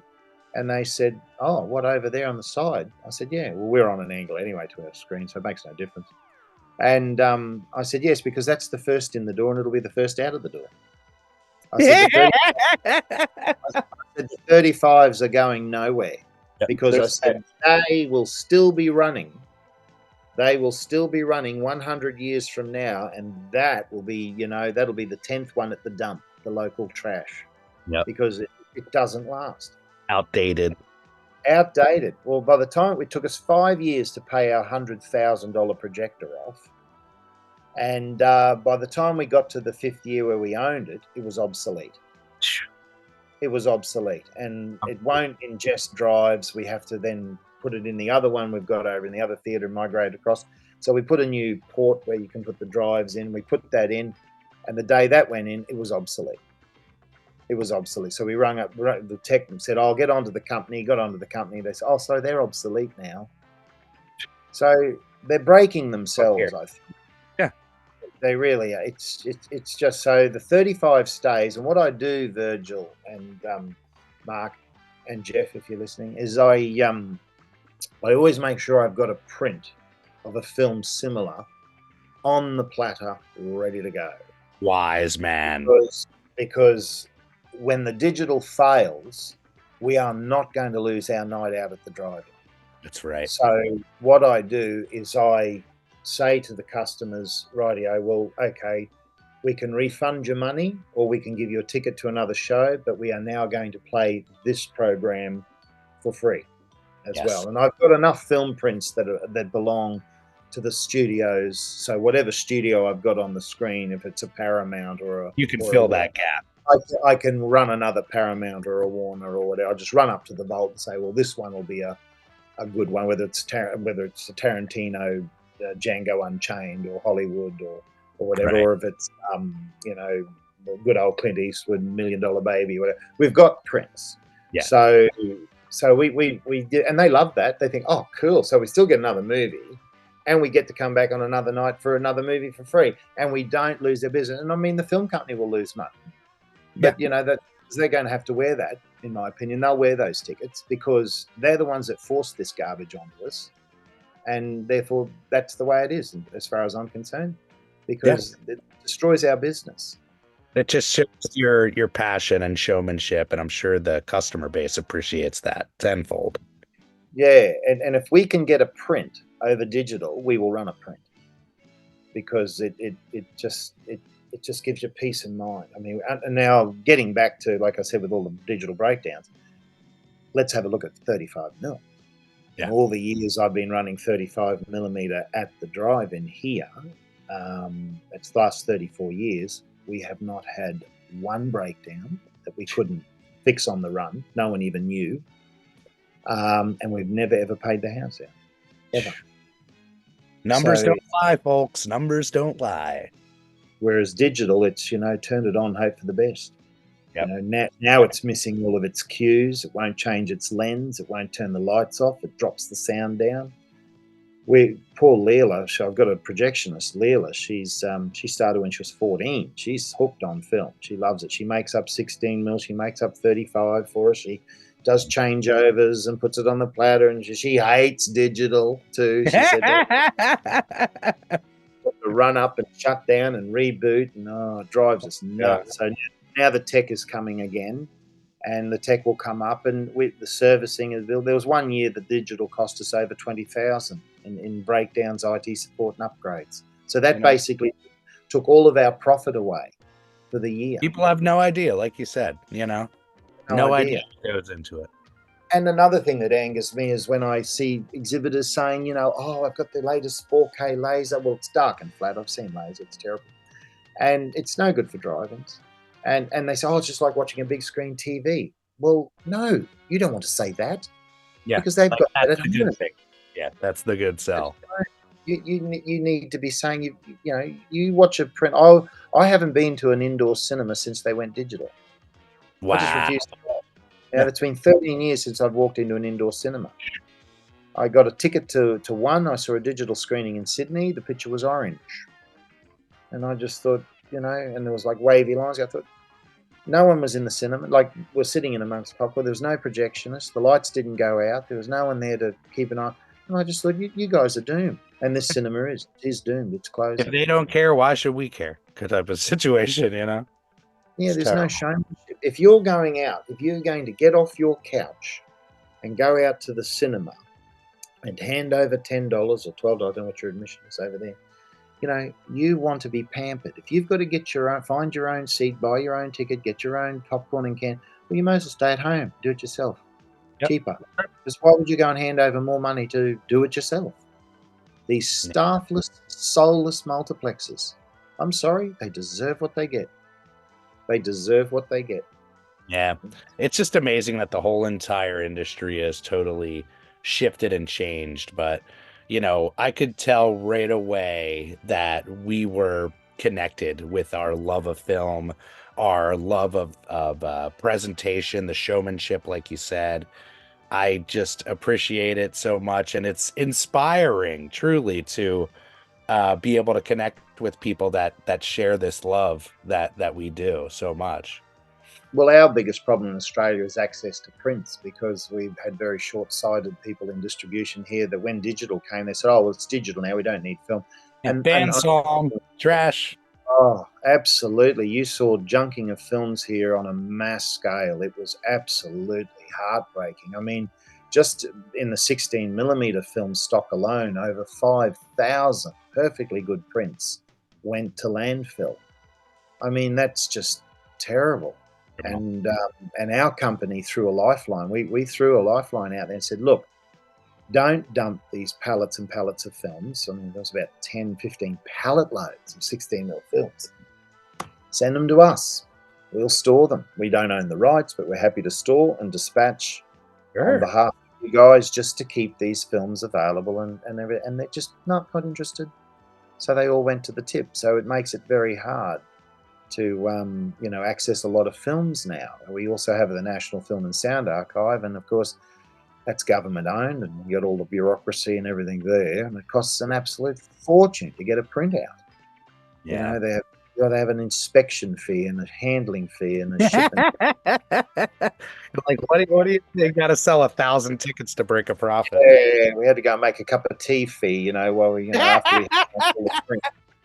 So yes, we give up. So us collectors, there's a lot of us collecting within Australia, and so we're all private collectors, and we have our prints to fall back on where we can. We're always looking far as well, but I put 16 mil into the second screen, and putting a bigger lamp house on it, and we've hooked the ePrad Mutt. We've got 16 mil spools made for the ePrad Mutt, which will hold 5 features. And it feeds that projector. So when we have retro nights and classic nights, we've got a vast library of 16. And we also own the film company, so that's handy. Yeah. We bought that because it was coming up for grabs, and Deb and I didn't know what we were doing, but we couldn't have our competitor. We couldn't have just one non-theatrical distributor in the country. It would make it too expensive for people to show films publicly. Sure. We've got to have competition, and I've got to say, and I'm not out for giving many studios plugs, but I have to give it to Sony Pictures. They're a wonderful bunch of people that run Sony, not just in LA, but also in Sydney, because they are showmen still. They are run by people who've been in the industry so long that they keep that showmanship going.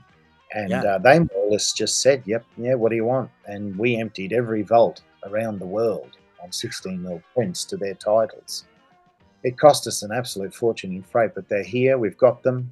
They're cheap to send around the country, freight-wise, and we've got access to them. So to be able to show them at the drive, which is great, we can't get a 35, but we can get a 16. And because we've got a quite powerful theatrical projector now, it's like watching a 35. Sometimes some of the prints are just stunning.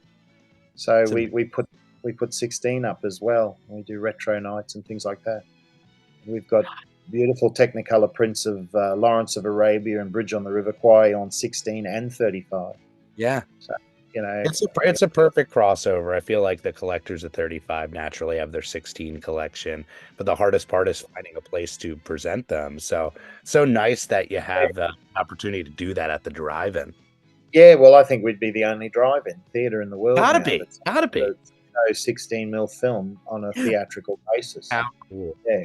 I mean, the guys at Sony think I'm insane, but they know me well enough now to know that I am insane. Passion is a beautiful thing, and like you said, even though the world and industry seems to push against us, it's people like you that are willing to put all the shit aside and say, this is about preserving. I don't care what it costs in freight to get it here. It needs to be in my possession so I can make sure that it's accessible for people. Well, that's right, and that's what amazed me with Paramount. when I got this print of Foul Play struck, because it was a man over there, Michael D'Angelo, who was in charge over there, and the local Paramount guys here in Australia said, I don't know, because I sent an email to a friend over there who's a bit of a collector, and I didn't know he had a friend who worked at Paramount. He shot my email over to Paramount without me knowing. And next minute, I get this email from the studio. And then I get an email from the branch office here in Australia and say, what's this? You want Foul Play? And, what's this all about? And I just wanted it because it was the first film I saw at a drive. It means so much to you. And every time a print might come up on 16 or someone buys it on me before I find out. And I don't know how to do online or eBay. I have to get my wife to do it. I'll see it on eBay and I'll send her the link and say, oh, can we buy this, please? Because she knows how. I don't. But usually I'm beaten by either David Calderi or Quentin Tarantino. Right. So by the time I find out the print's gone, and I just thought, I want Foul Play so badly, And then I just thought, bugger it, why don't I bugger it? And the money they want, I may as well just spend a bit more and get one struck. So I sent the letter off, and I got an email from Paramount here, and they said, I don't think they'll strike your print. And I said, oh, rightio then. And next minute, this nice chap over at Paramount in LA said, that's my favourite film when I was a kid growing up. And he said, if you're willing, he said, we haven't had a print struck on that since its original release. He said, we did get it restored on 4K for a DVD release. And then Mike, who I was talking to in LA, who's a collector, he came into the conversation and said, well, Steve's already struck prints, because I got a print of Lawrence of Arabia trailer, the original trailer. Sony gave the link to CPC in London. And I'm on their website. I didn't know that. But apparently I'm on their website. They said, oh, Steve gets prints struck with CPC in London. He's even on their website. I thought, what? So I went and looked it up, and I was. My drive-in's there with the New Beverly and everyone else. I thought, gee. Anyway, Wow. So I talked to this guy, and he said, look, if you're willing to pay for it, we'll do it. So next minute, they're arranging all this, unbeknownst to me. And they're going to send this 4K file over to CPC, who'll then print it. And it's like 6K in grain. It's absolutely stunning. Anyway, I said, well, hang on a minute. Before you do anything, how much is this going to cost? Because I need to know what it cost. And then they told me, and I went, whoa. Right. And I begged with my wife, please. You're like, I really like this movie. And it was my birthday coming up. my birthday was coming up. So she said, okay, I'll agree to it. But that's your birthday present for the next 10 bloody years. Okay. So we said to Paramount, yes, okay. So CPC had to get all the security specs in place over there and everything else. And the wonderful team of people at Paramount in LA at the studio, they arranged this and they sent it over and we got it struck. And within 4 days of it being struck, it was sitting in my projection room in Australia. Unbelievable. The incredible service of CPC London. I couldn't believe it. And there's pictures on our website, I think, or our Facebook, where I've even got the gloves on. I was too, and I couldn't believe it. The first print of Foul Play to be struck, original what release. a dream, I'll tell you, it looks stunning. Paramount was ready to take a chance again. Well done. I love Foul Play. Yeah, the opening scene of Barry Manilow, unbelievable. It looked absolutely stunning on our screen, and we fired up the 35s. And the thing is, I was running it on the Toshiba TP10 35mm projectors that I first saw it on at the Whitsunday Drive-In in Bowen, because I bought those projectors and installed them here when we upgraded. So we were running a brand new print of Foul Play on the original projectors I saw the first print on as an 8-year-old at that drive-in. So dreams can come true, folks. Dreams can come true. And I had to laugh. And the guy at Paramount, Michael D'Angelo, I think he was called. I hope he doesn't mind me mentioning him. He, at the end of it, he said, I wish you well. I'm glad you enjoy the print. Beware of the dwarf. Love it. Well, really I don't good. want to take up all your time. I'm going to pass it on over to Mark with any questions that he might have. Oh, I have a just scattershot collection of questions here. As far as when you do run 35, are you getting those mostly from studios, collectors, or your own archive? My own archive. So because it's just so hard to get prints out of anyone. The studios have basically dumped their prints. They destroyed them all. So we've had to try and collect what we can from here and around the world. Sony Pictures, once again, I'm not not out to just give them a plug deliberately, but they were really good, especially when we were getting all the 16mm prints around the world. There's great people over in LA. It was a lady called Katie Fry, there's Rana Math. I think the gang here at Sony in Australia said, oh, for goodness sake, just give him these prints or he's going to pester us to death. Write letters every day.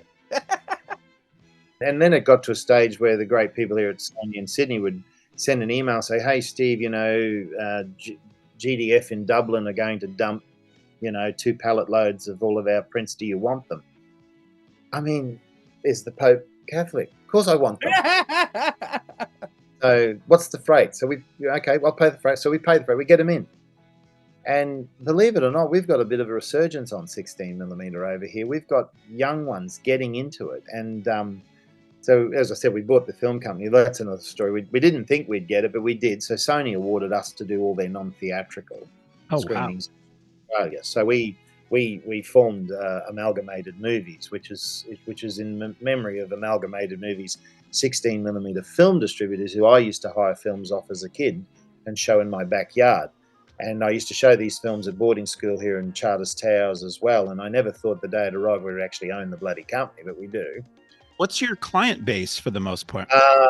Film societies. We have a few film societies. They love running film. We've got one in the Blue Mountains in Sydney at Lithgow that they will always run film over digital. We actually went down there for their 25th anniversary and they made us patrons of their film society, which was lovely.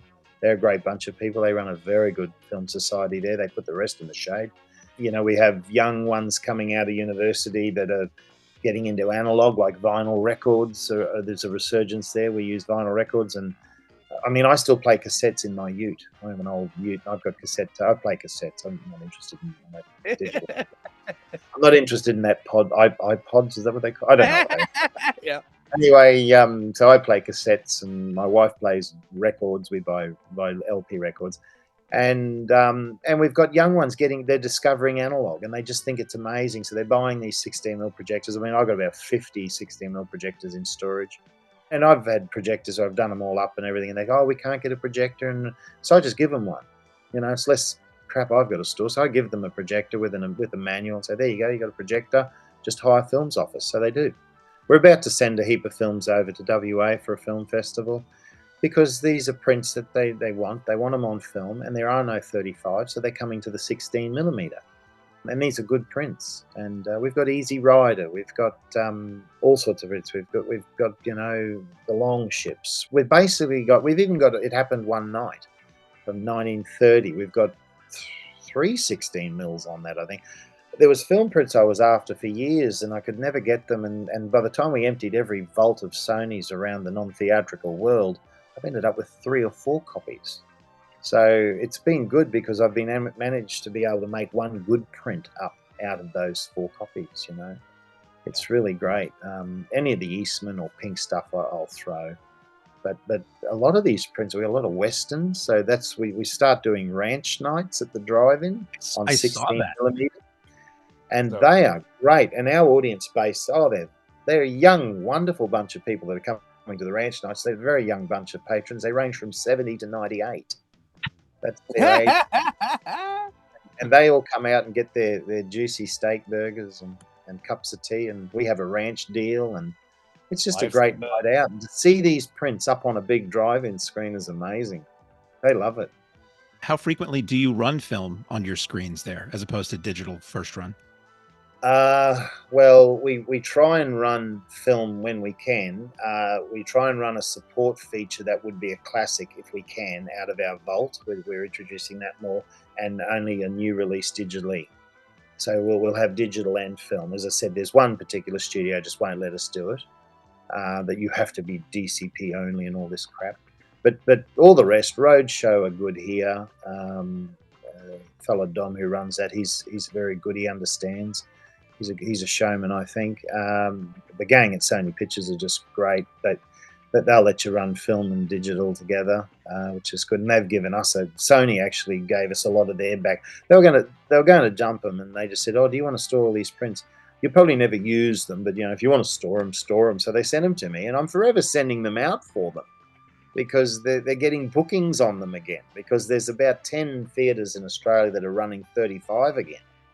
And I don't know how many times I've had to patch up Easy Rider. I've got it pretty well spliced up well now where it runs pretty good. And it's always getting booked. Dr. Strangelove's always getting booked. Run Lola Run. All these Sony titles we have on film we are always sending out. It's great. It's great. And we run them too. I would prefer to run 16 because there's some nights I'm just lazy. 16 is really easy. 2 splices. 2 splices and your movie's made up. Done and done. And it's also because we cannot get a 35, and sometimes I have to ring up Sony and say, look, I want to run this with DCP because I want this support. And I've only got a 60, please, or I'll run a retro and there is no print, only a 16 and there's no other 16. So it'll be a 35. So I'll get on to Sony and say, look, can I run a 35? I know you've got the rights to 35 over me theatrically, but I want to run this 16 mil. So, and I think, I think I know. Actually, I know. I think they think, oh, he's a pest. Just let him do it. It's not worth the headache, and we're going to get the money anyway. It's going to come through in the non-theatrical report anyway. So sometimes I'll do a 35 and a 16 together of a Columbia picture. We are going to do Django again very soon. We got stunning 30. We got 2 stunning 35 mil prints of Django. And it's a great show, and we've got a beautiful print of Once Upon a Time in Hollywood. We've got 3, I think, stored here. So it's good, yeah. And I think it would be good if we would start getting more 35. I know there's 35s getting struck in the States, and it would be good when those prints come out of service, rather than just sitting around, just send one over to Australia. Just send one over. We'll store it, and they'll actually earn revenue on it because there are theatres here that want to run. It's just getting the print. So we do run film a lot, and I run a lot of film for myself. Right. Because our second theatre is built under the house. The projection room is built sort of into the house. The projection room is next to the house, but then above it is the balcony and everything else. So you can walk out of our house and you're in the foyer of the drive-in there. So what we do is every week I try and get a print on the screen, whether it's a 16 or a 35, and I'll just go in the vault and say, I'll give this print a spin. So we'll run that. We've got Dead Man Down laced up on the 35s ready to go now. And I think we're watching that tonight. So give it a spin. It's good. You've got to run these prints. They can't sit there and just get sticky. You've got to keep them aerated and keep, like Virgil said, keep them breathing. And it gives our gear a run. And the projectors I run on in Field 2 were the first projectors I ran on when I was a kid at the Bowen Theatre, the Summergo, when I first started. And they were built by Cummings and Wilson, a company in Sydney, at Alberta Street, Sydney. They've still got the original tags. Now, they were built in 1928.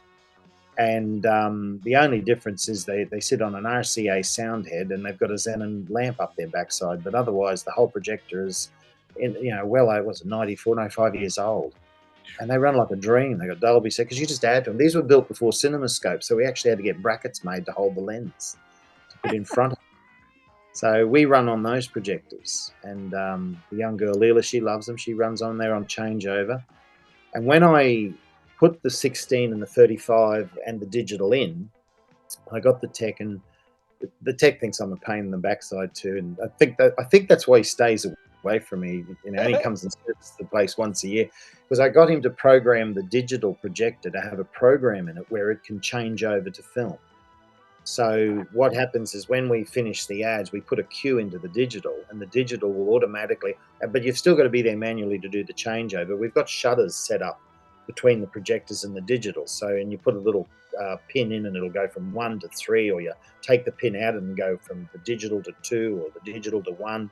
And we do changeovers manually like that. And what happens is we cue it, and then there's a time you can then see the countdown on the screen. And that's what Leela or myself, when we're about to change over from digital to 35, use for the changeover, because she's got no cues with digital, but you do have a time counter. So you put the time counter on, and it'll show where the it's counting down to the end of the trailer. And then it hits that cue and it takes the sound off the digital and moves the sound over to the 35. By then the 35 is already running. So it's a seamless changeover from digital to film.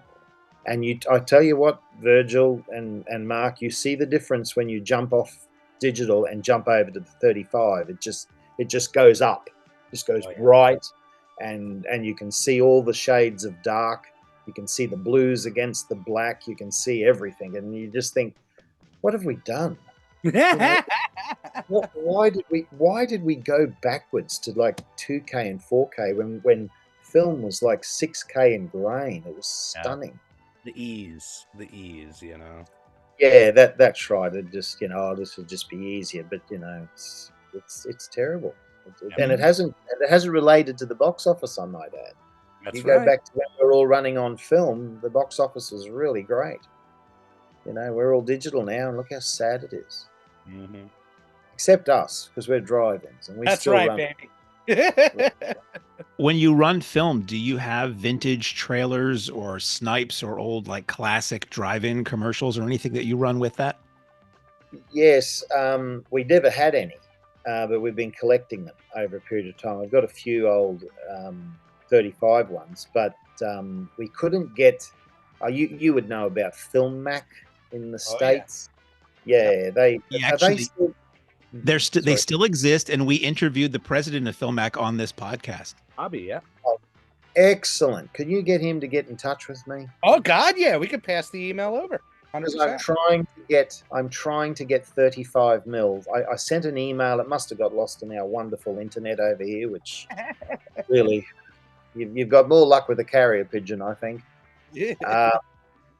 Anyway, we would like to run them. I've actually got a few on 16 millimeter that we had actually printed. We had them struck. Someone struck them, and my wife bought them for me on eBay. It's the Welcome to the Drive-In logo, and it's the time call, 5 minutes to showtime, and we stick that in between the two 16 mil features. When they're on the long play system, we have a big long play system that holds both movies, and it feeds the 16 mil machine and comes back. Because you've got to remember, we are projectionists. Leela will come over, she'll start it, but then she'll run back to the cafe and sell the burgers and do the. But then I'm cooking. I'm on the grill cooking, but when the film projectors are running, we just have no worries. We don't have to worry because we know it's reliable. But Saturday night, the digital failed again, corrupted, stopped the movie. We had 100 people lined up. We had to drop everything and run to the booth. And it was 20 minutes, and we had the tech online, and I'm looking for a bottle of Plonk. It just does my head in. It does my head in, Yeah. So we run film as much as we can. How do the retro titles do for you overall? If you're doing a strictly retro program, not that well, because we don't have a very big market, but we are going to, take a lot of heed from you guys. You do a great job. We can't get what you're running. If we do, we have to run it digitally. The problem with running some of the retro titles digitally here is the one particular studio's got, they just want too much money. Yeah. They want ridiculous guarantees for a pregnant version of home video. And I might have the print, and I'll just say, look, just let us roll the print. What's wrong with 30%? What's wrong with 30, even 35%? But don't put $500 minimums on. Yeah. If it rains or we've got an event on, we're not going to make it. It'll just drain our account. That's the problem. They're very expensive. So I try and book a lot of the 16 mil retro stuff through our own film company. So I get on to Steve Snell, who is the booker. I hear he's a good guy. Yeah, he can be a bit greedy. Some of his terms are a bit steep.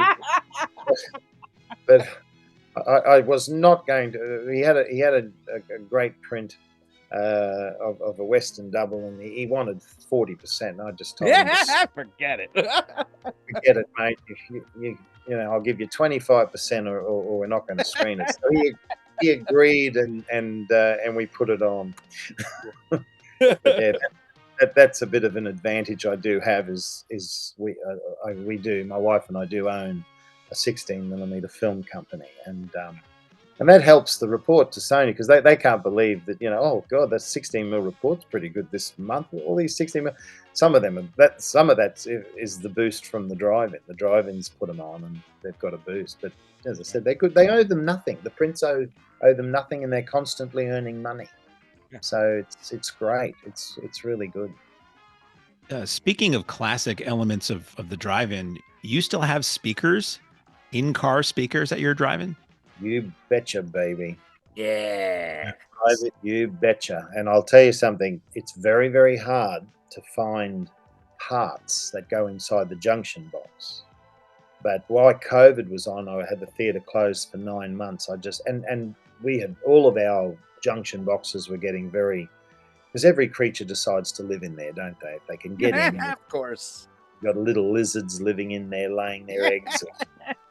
Little sand frogs get up there and fry themselves over the terminals. So, you're forever. Well, anyway, these are very old, and you'd have to go out there with a soldering iron. And I just thought, I'm over this.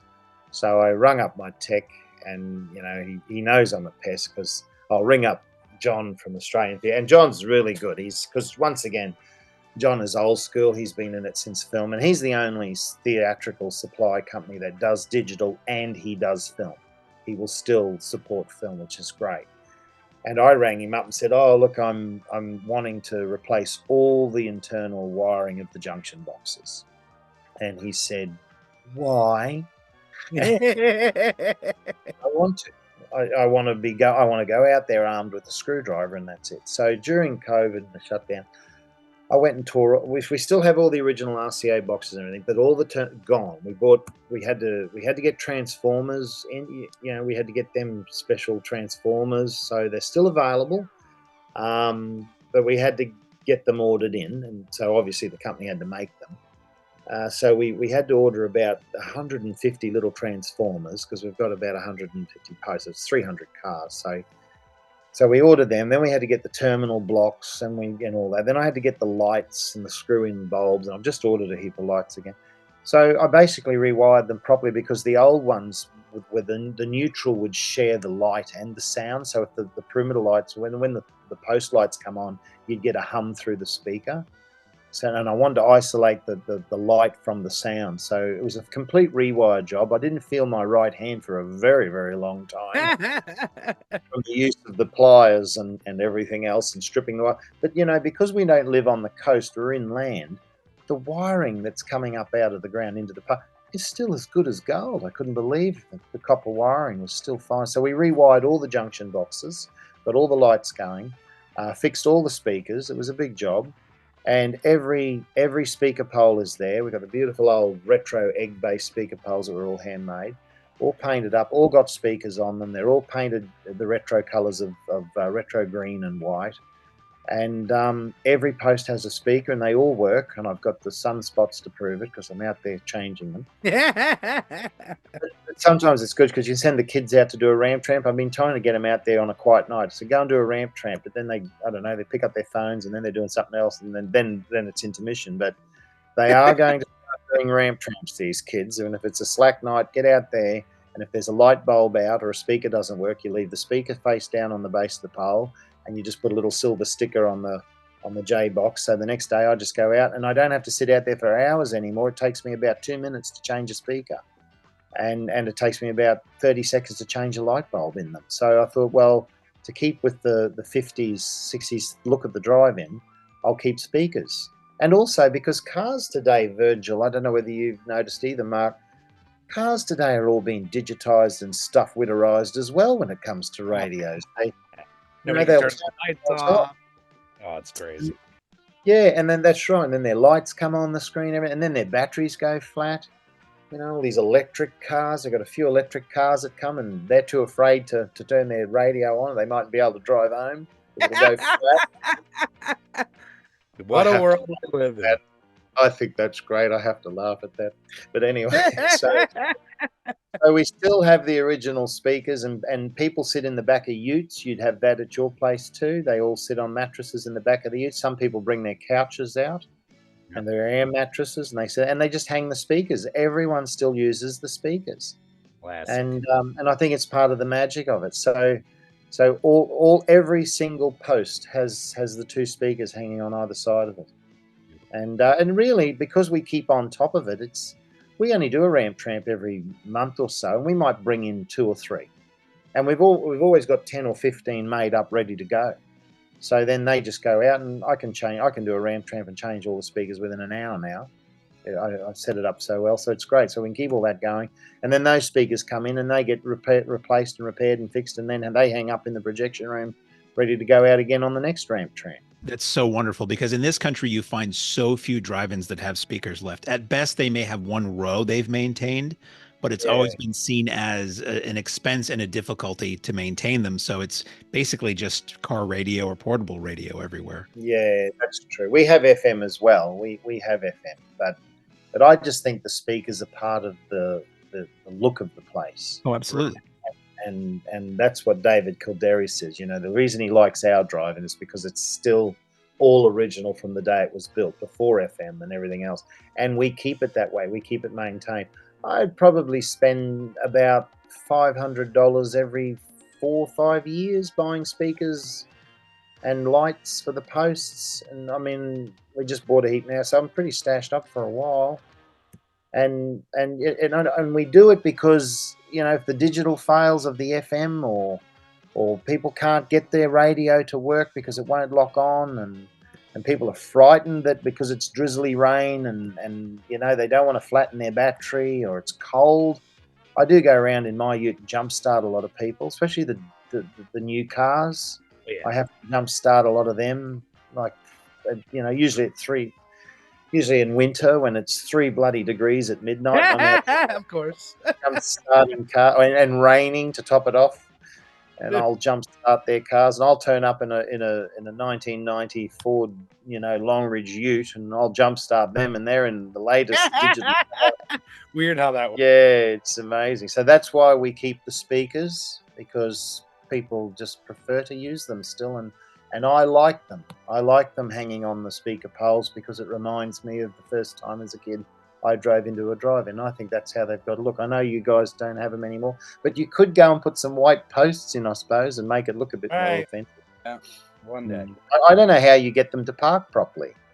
You know, it's always a challenge. We do our best to park people. We find when they park themselves, it's a free-for-all, but we have the berms, the mounds, so it very much is placed for them. But whether or not they follow that, as you know. Well, we find there's one car and the whole row's screwed. Yeah, that's right. Yeah, we find some cars park in the middle of the speaker poles, and then they take up all that room. And I say, "Will you please park next to the speaker pole to let another car come?"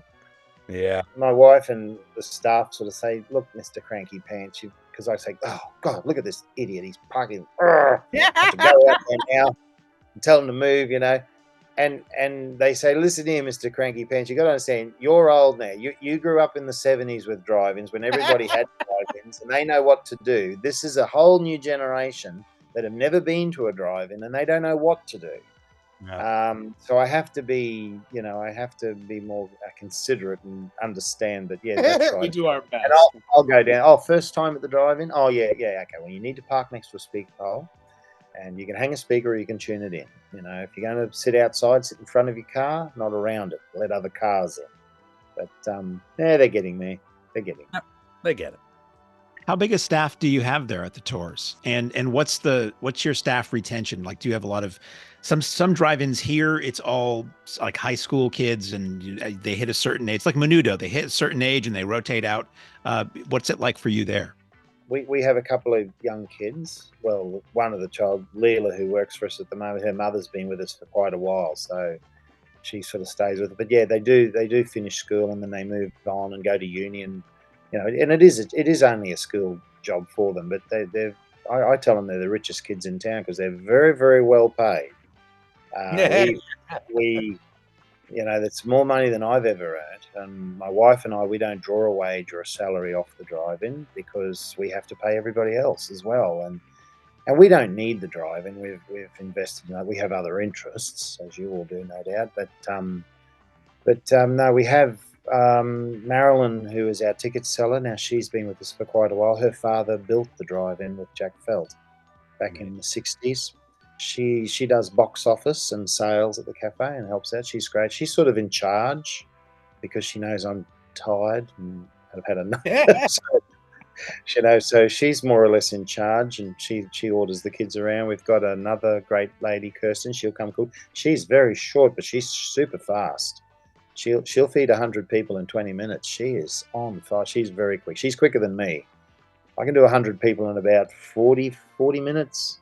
She'll feed 120. And then there's the ex-owner's son-in-law. He'll come and help from time to time. So a lot of adults and just a couple of young kids, really. We found a lot of kids, you couldn't keep them. They just, you want them to come to work and, I can't come tonight. I've got an important party I need to go to. Priorities here. Yeah, and I thought, well, do you want a job at the drive-in or not? But no, they're pretty good. The gang we've got now is really good. It's probably the best. And we've had a lot of young fellas have all gone on, but they come back. They come back with their families. Yeah. I have to tell you a story, and I'll do it very quickly. I had a guy years ago, back in the 90s when we bought it. We were the only thing in town. It was busy. It was a bit rough too. I would never. My best mate, he's a cane farmer, and his mother's lovely, and they're like family to us. And his mother keeps telling us, write a book on all the years you've had the driving. I said, I wouldn't be able to get it published. It'd be all right. Some material, man. Oh, the things I've seen. I know this is a family show, so I won't go into it. It's not that much of a family show.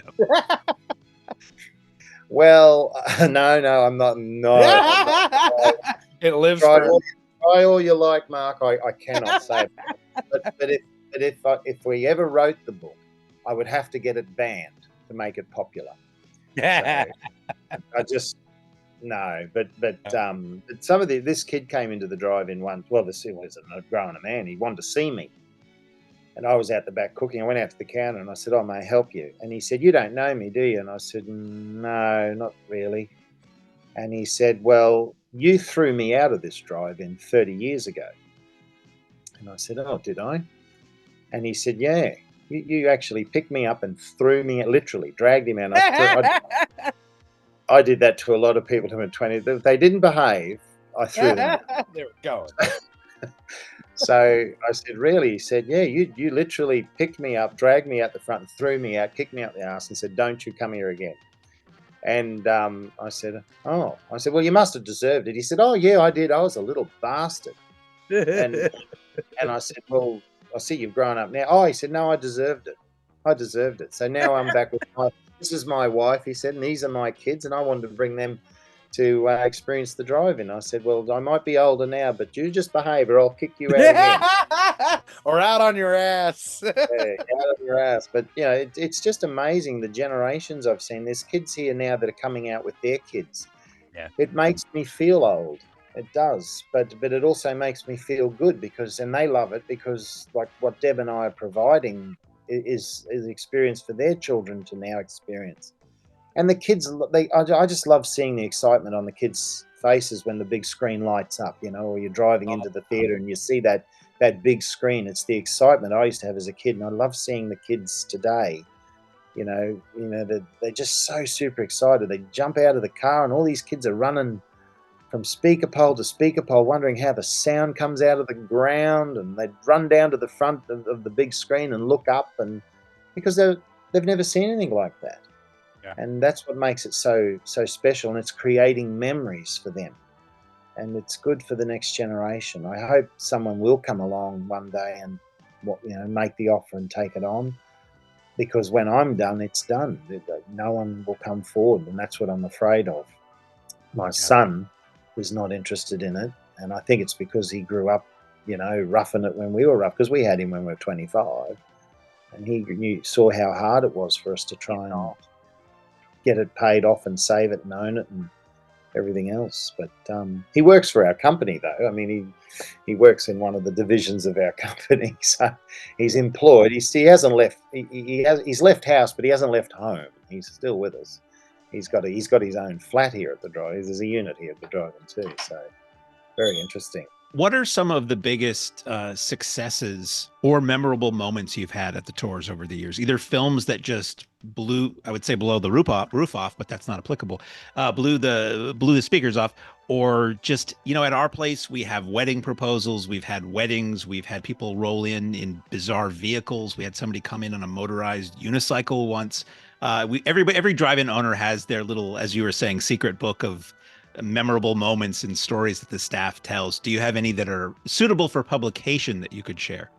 Well, how long have I been in the drive-ins?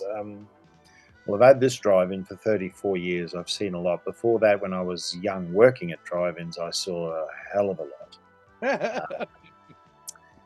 But what can I say? What has come into the drive-in?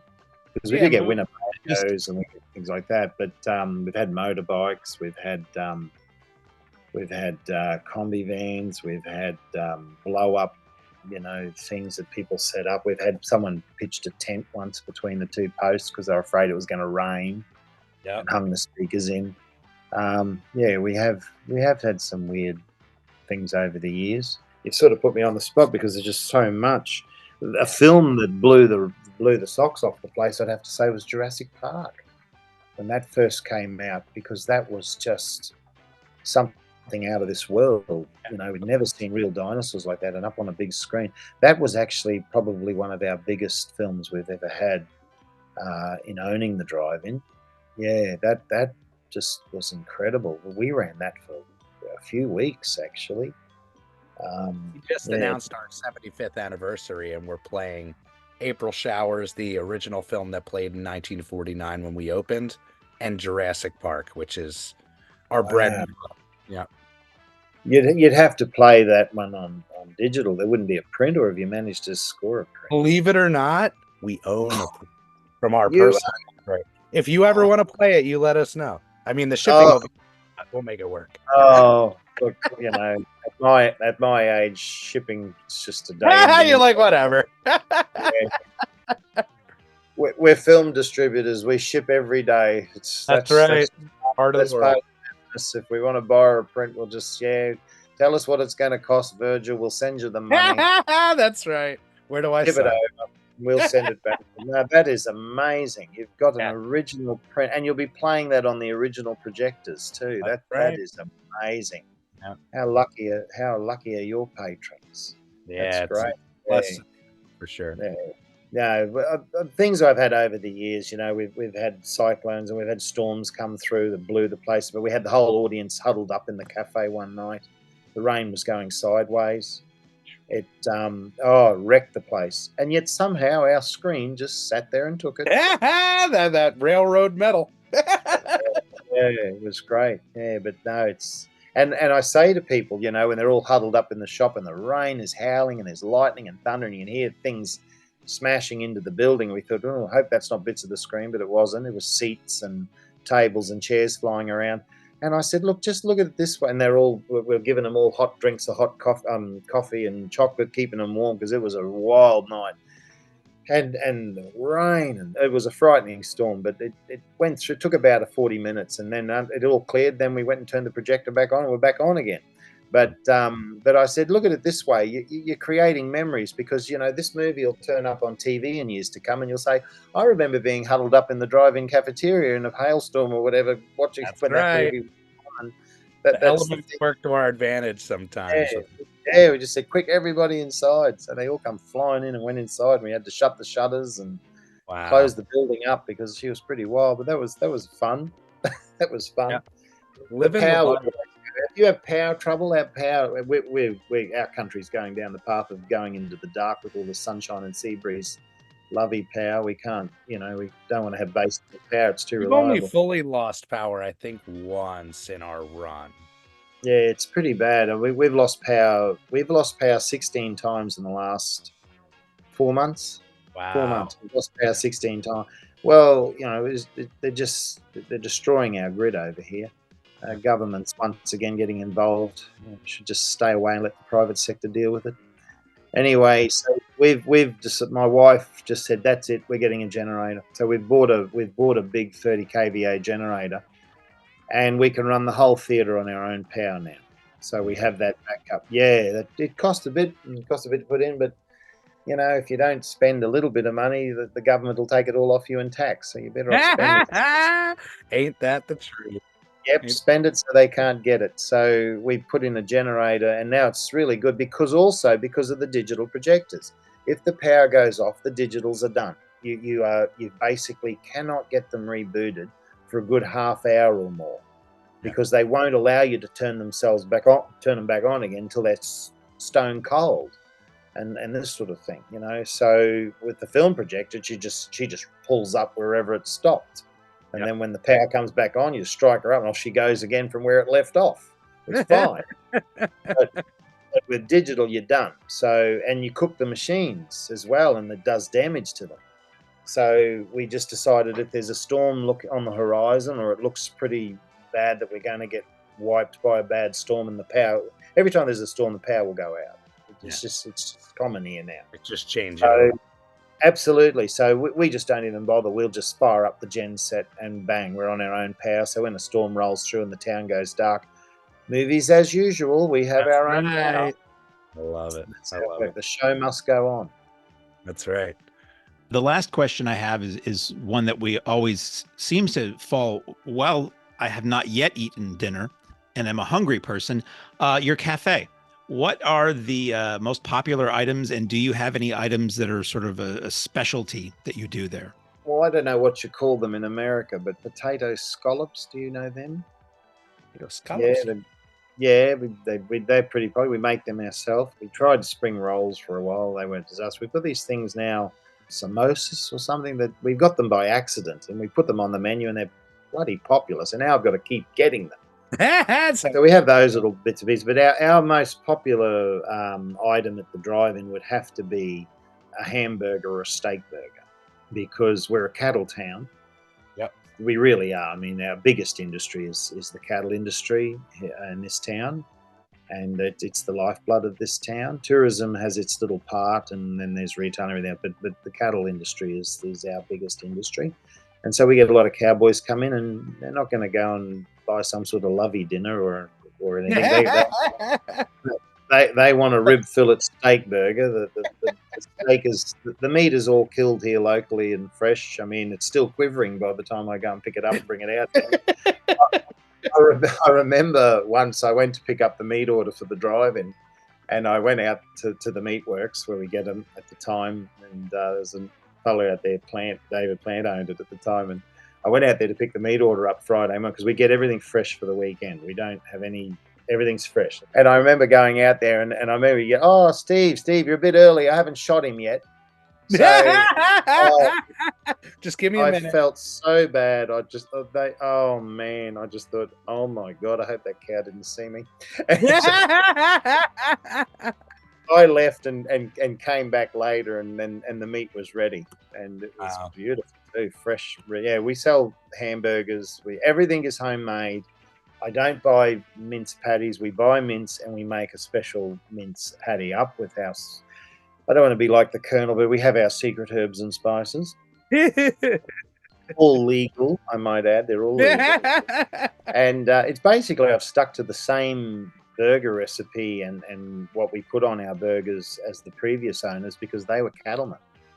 They were graziers, and they had a phenomenally beautiful, delicious menu, and we've kept it. We have the burgers and the steak burgers and the lot burgers, which is your steak, bacon, egg, everything's on there. The whole fridge between bread roll, and we have hot dogs like you do. We have battered hot dogs on sticks. I think you call them corn dogs, don't you, over there? I'm not sure. They're very popular with the kids. They like them. Oh yeah. And we sell a lot of toasted sandwiches and a lot of hot chips. I think you call them fries, French fries.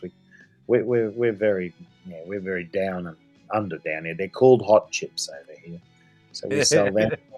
We just have a menu that's popular, and that's it. Someone came to the drive-in last week and asked me for scrambled eggs on toast, and I just said, what? You never know. Yeah, as much as you offer, there's going to be something. Somebody's like, can I get some eggs? It's like, what do we look like?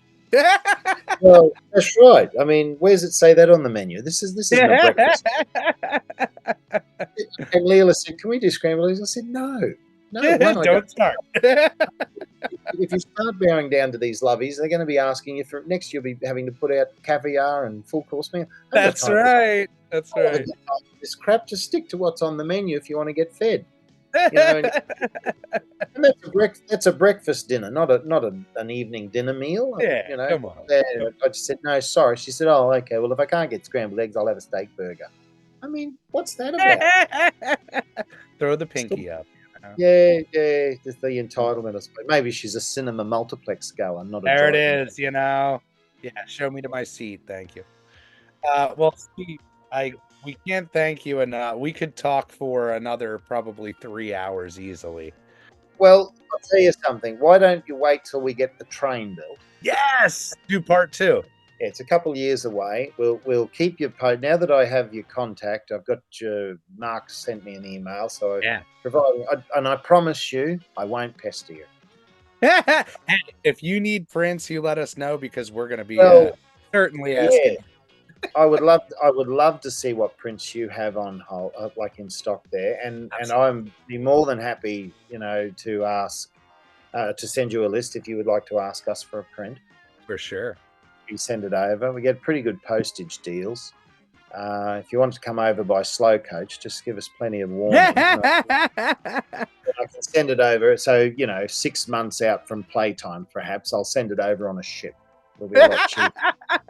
We always joke that we're, going to make the trip out, see everybody that we interview. This one's going to be a hard one to do, but I'm going to put that on my bucket list. Well, you're on mine. You are on mine. I'm definitely going to, before I'm too old and before I need a walker, I am going to come to the United States because I so much want to see the Mahoney Drive. And I want to sit in that projection room and watch Jeff do a changeover. Yes. That'll get He'll me let you change over. I've still got it. But I don't think I'd go that far. It might get my juices flowing too much. I might get too excited. Yeah, won't be able to get a coffee and watch how it all happens. And I do want to go to the New Beverly and have a look at them. And I do want to go to the Vista now. And I want to have a coffee at Pam's. That place looks so cool. Doesn't it look awesome? Quentin Tarantino is pure cinema. I absolutely adore the man. I love all his films. I love the fact that he sticks to film. Yep. Yeah, he really. If only we had more Quentins in the world, cinema would be booming, I think. That's right. And we really do. We take that note. Not only do we work with Quentin, but he is the mouthpiece for cinema for the entire world. And we've been so lucky to have the light shined on us, and we really took note of that and said, man, there is power in being the mouthpiece and promoting the love of this thing, because the more people like a Quentin that are out there and spreading that love, that just means the more possibilities for 35 millimeter lovers in the future. Absolutely. I mean, I got his book for Christmas and I'm getting into it now. As soon as I get spare time, it's a wonderful book. Cinema Speculation. And I just love the fact where he says in the book, Mum, because he's so young going to the cinema, and should I really be seeing these movies? Because my friends at school don't get to see it. And his mother was very smart when she said, I'd rather you see this because it's make believe, whereas than watching the news. Yep, and that's right. That is so true, isn't it? Yeah, every movie is a teachable moment. Every single, and that the parents. Now that I have my kid, that's certainly the angle that I go and say, look, if something comes up that starts a discussion, the movie did its job, So exactly. But no, it's really good. I'm glad we've got people like Quentin and Chris Nolan who stick to film. And I think if we keep at it, if we keep pestering the studios and we just keep at it, I think other theaters, and they see how we are surviving, and they're not. A lot of these cinemas are not surviving. They are struggling in the digital world. They see what we're doing. It might be the start of a niche of this coming back. Film should still be in the mix because film is cinema, and cinema is motion picture film.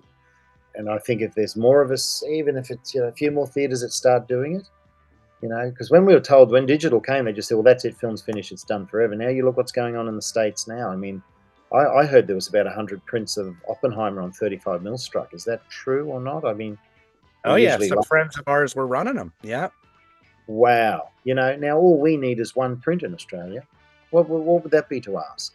Yeah. Because I actually I had Oppenheimer on the screen digitally, and it failed. It went green and red, and I thought, it just so we had to shut down and reboot. I mean, if I had a 35mm print playing over there, then Oppenheimer would have ran like a dream. Yeah. And this is what I do miss. I was shocked to learn last weekend at a theater we were doing a show with indoors that Warner Brothers has issued 35mm prints of the first Omen, that new Omen prequel, which shocked me that a mainstream horror title got 35mm prints. And usually it's limited to, a Christopher Nolan or Quentin Tarantino, something prestige. But I mean, that's just a horror movie prequel. So that kind of gives me hope that there will be more 35 available. Absolutely. And well, we found out that a couple of prints of the movie Poor Things came into Australia on 35. We were shocked. Wow. Yeah. We were shocked, and I thought, well, I wasn't going to run it. I wasn't going to run it digitally. But if I've got a 35mm print, that is part of the drawing. That is your calling card. That is part of the draw. That's right. I will get off the couch and I will go to the cinema and hand over $15 or $10 if I'm going to watch a 35mm print, because I know what's gone on in that projection room and what's involved to put that special show on for me. But I won't go out and watch a pregnant version of home video. Yeah. I know there's no one in the projection room with the digital butterbox cinema. I'm just not interested. That's not cinema to me. So I just don't go. So I haven't stepped foot in the cinema here in 13 years. And our friends own a multiplex down the road, and they've got a 35 still installed. And I've said to them, when Foul Play hits 50, I'll lend you the print. And they say, oh, no, we're not showing film. I'm too lazy. I said, you're right. You are lazy, and you're not showing the print. I am. I'm going to bring the print down. I'll put it on the bloody projector. I'll do it. Yeah. Yeah, because he said, oh, we'll only scratch it. I said, no, you won't, because you won't be touching it. I will. And I will. So he said, oh, right. That change happens in the heart, and there's so many people that every single year fall in love with 35mm and see the difference, the presentation, and just like vinyl, you never know, it could have that shift back. You're right, and I think there's something warm and real with lived in. Yeah, absolutely.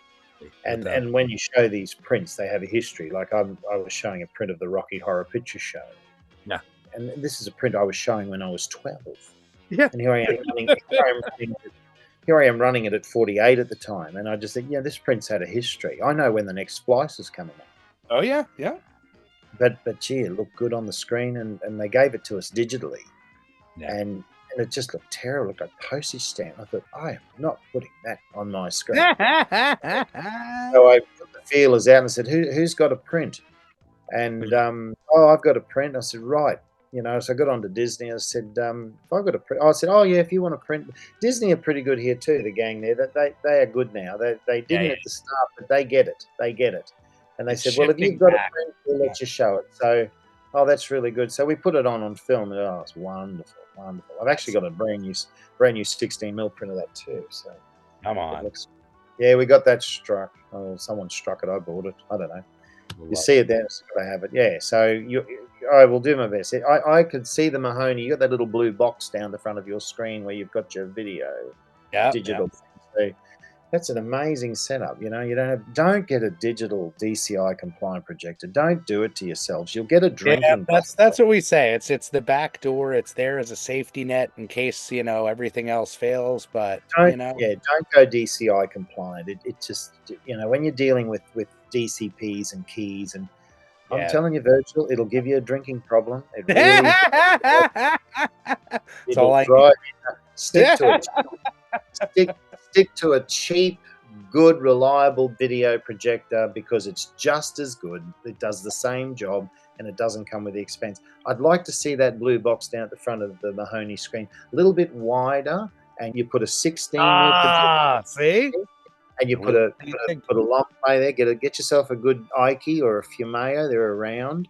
I'll keep a look out for you. Put one of them down, and when you need a print, you just send me an email and say, I need a print. Have you got it? I'll say yes. Hey, Mark.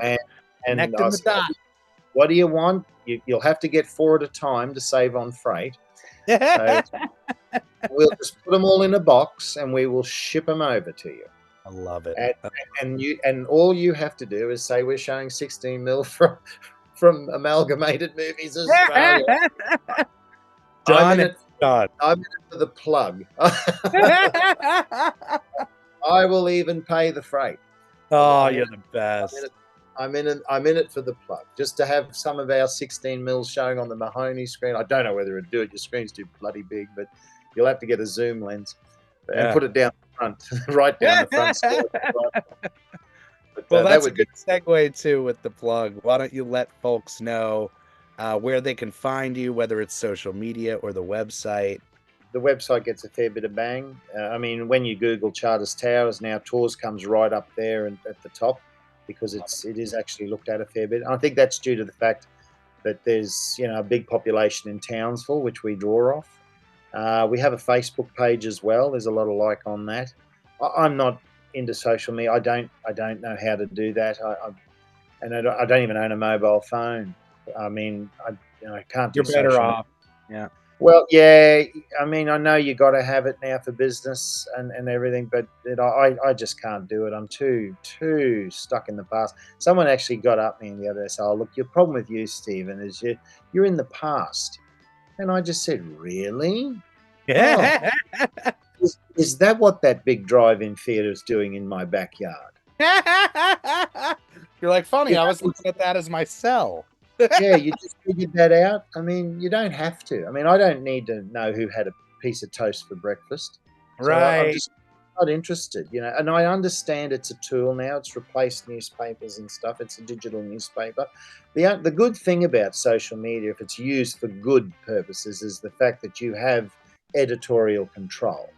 So, you can decide what you put out, and if someone goes on there and be nasty, what you see, that's the great thing too. You can just block whatever, Yeah, if someone's nasty or making up some sort of rubbish, just delete them, get rid of it. So my wife, she's not putting up with any of that rubbish anymore. It's got to be a feel-good page. People go there it's got to be a feel-good page, and and if you throw it out because you don't want to put up with that sort of rot, then that reflects on what the sort of business you run, which is a good, clean one. Yeah. And like you guys do, you do amazing. I just want to know how you get all those props built. And I saw a video where you had a dinosaur walking around in your. Yeah, it's a total team effort, bringing in the icing, as we like to call it, to the events.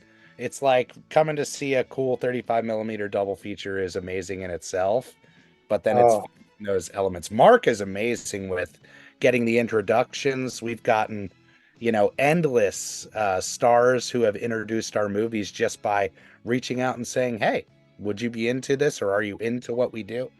People want to support something that's unique and something that is so clearly passionate.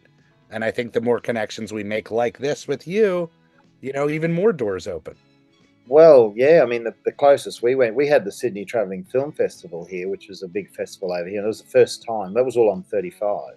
Yeah. And that was the first time I'd ever been to a country town and a drive-in.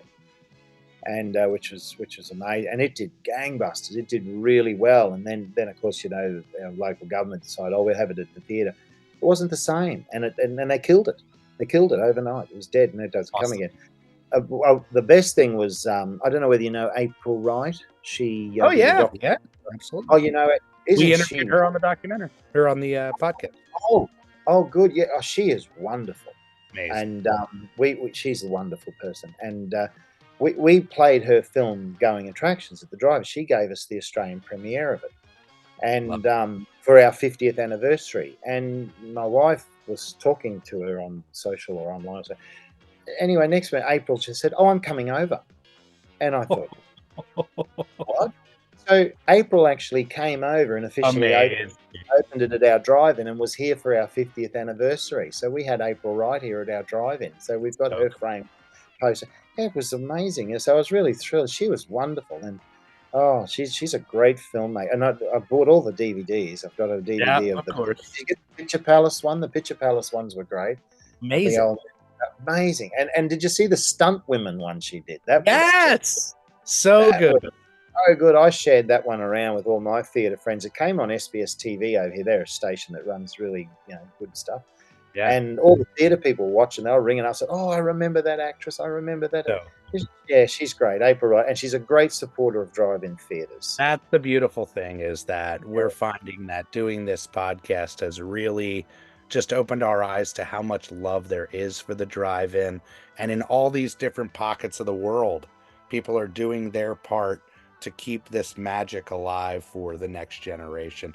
And for you, my friend, I cannot thank you enough for doing this podcast. This is a dream to be able to connect with, again, another part of the world. What you do is clearly all heart and all passion. And I know that people listening to this are going to be just as inspired as we are. Well, I hope so. And I mean, I'd love to see more drive-ins come back. But as you all know, there at the Mahoney, the cost. Oh, yeah. It is a labour of love. You don't get into the business to make money. You get into the business to keep the business for the community, to keep it for the town. Yeah, that's what's important. It's just an asset to the community, and I suppose, you know, in Carbon County over there, your drive-in is one of the community's biggest assets, because it brings a lot of people into the area. That's great, and that's what we're doing. And yeah, keeping the dream alive, so to speak. And I'm hoping my son will just sort of, you know, get to an age where he say, "Oh, okay, I'll take it over for you, old man." You never know where the heart sleeps. Mine's only. I'm hoping it'll pick up where it'll make enough money. Right? I think that'll change his mind real quick. That'll change everything. Well, Luke, it's making this much money now, so would you like to take it on? Then maybe I'll just have to get that train built and get some more interest in the place and build the figures up a bit more. And who knows, he might take it over. That'd be great. Right. And I can just be an old eccentric train driver that shows film occasionally. That'd be great in retirement. Tinker into, yeah, it'd be great. So thank you so very much for having us. Thank you, my friend. Best of luck with everything. We will be in touch soon, without a doubt. And on that note, Jeff, take it away, my friend. Ladies and gentlemen, thanks again for coming out tonight to the Mahoning Drive-In Theater. We hope you'll come back and see us again real soon. The exit is on the right-hand side of the screen at the front of the field, and most importantly, have a very safe trip home. Good night, and God bless you.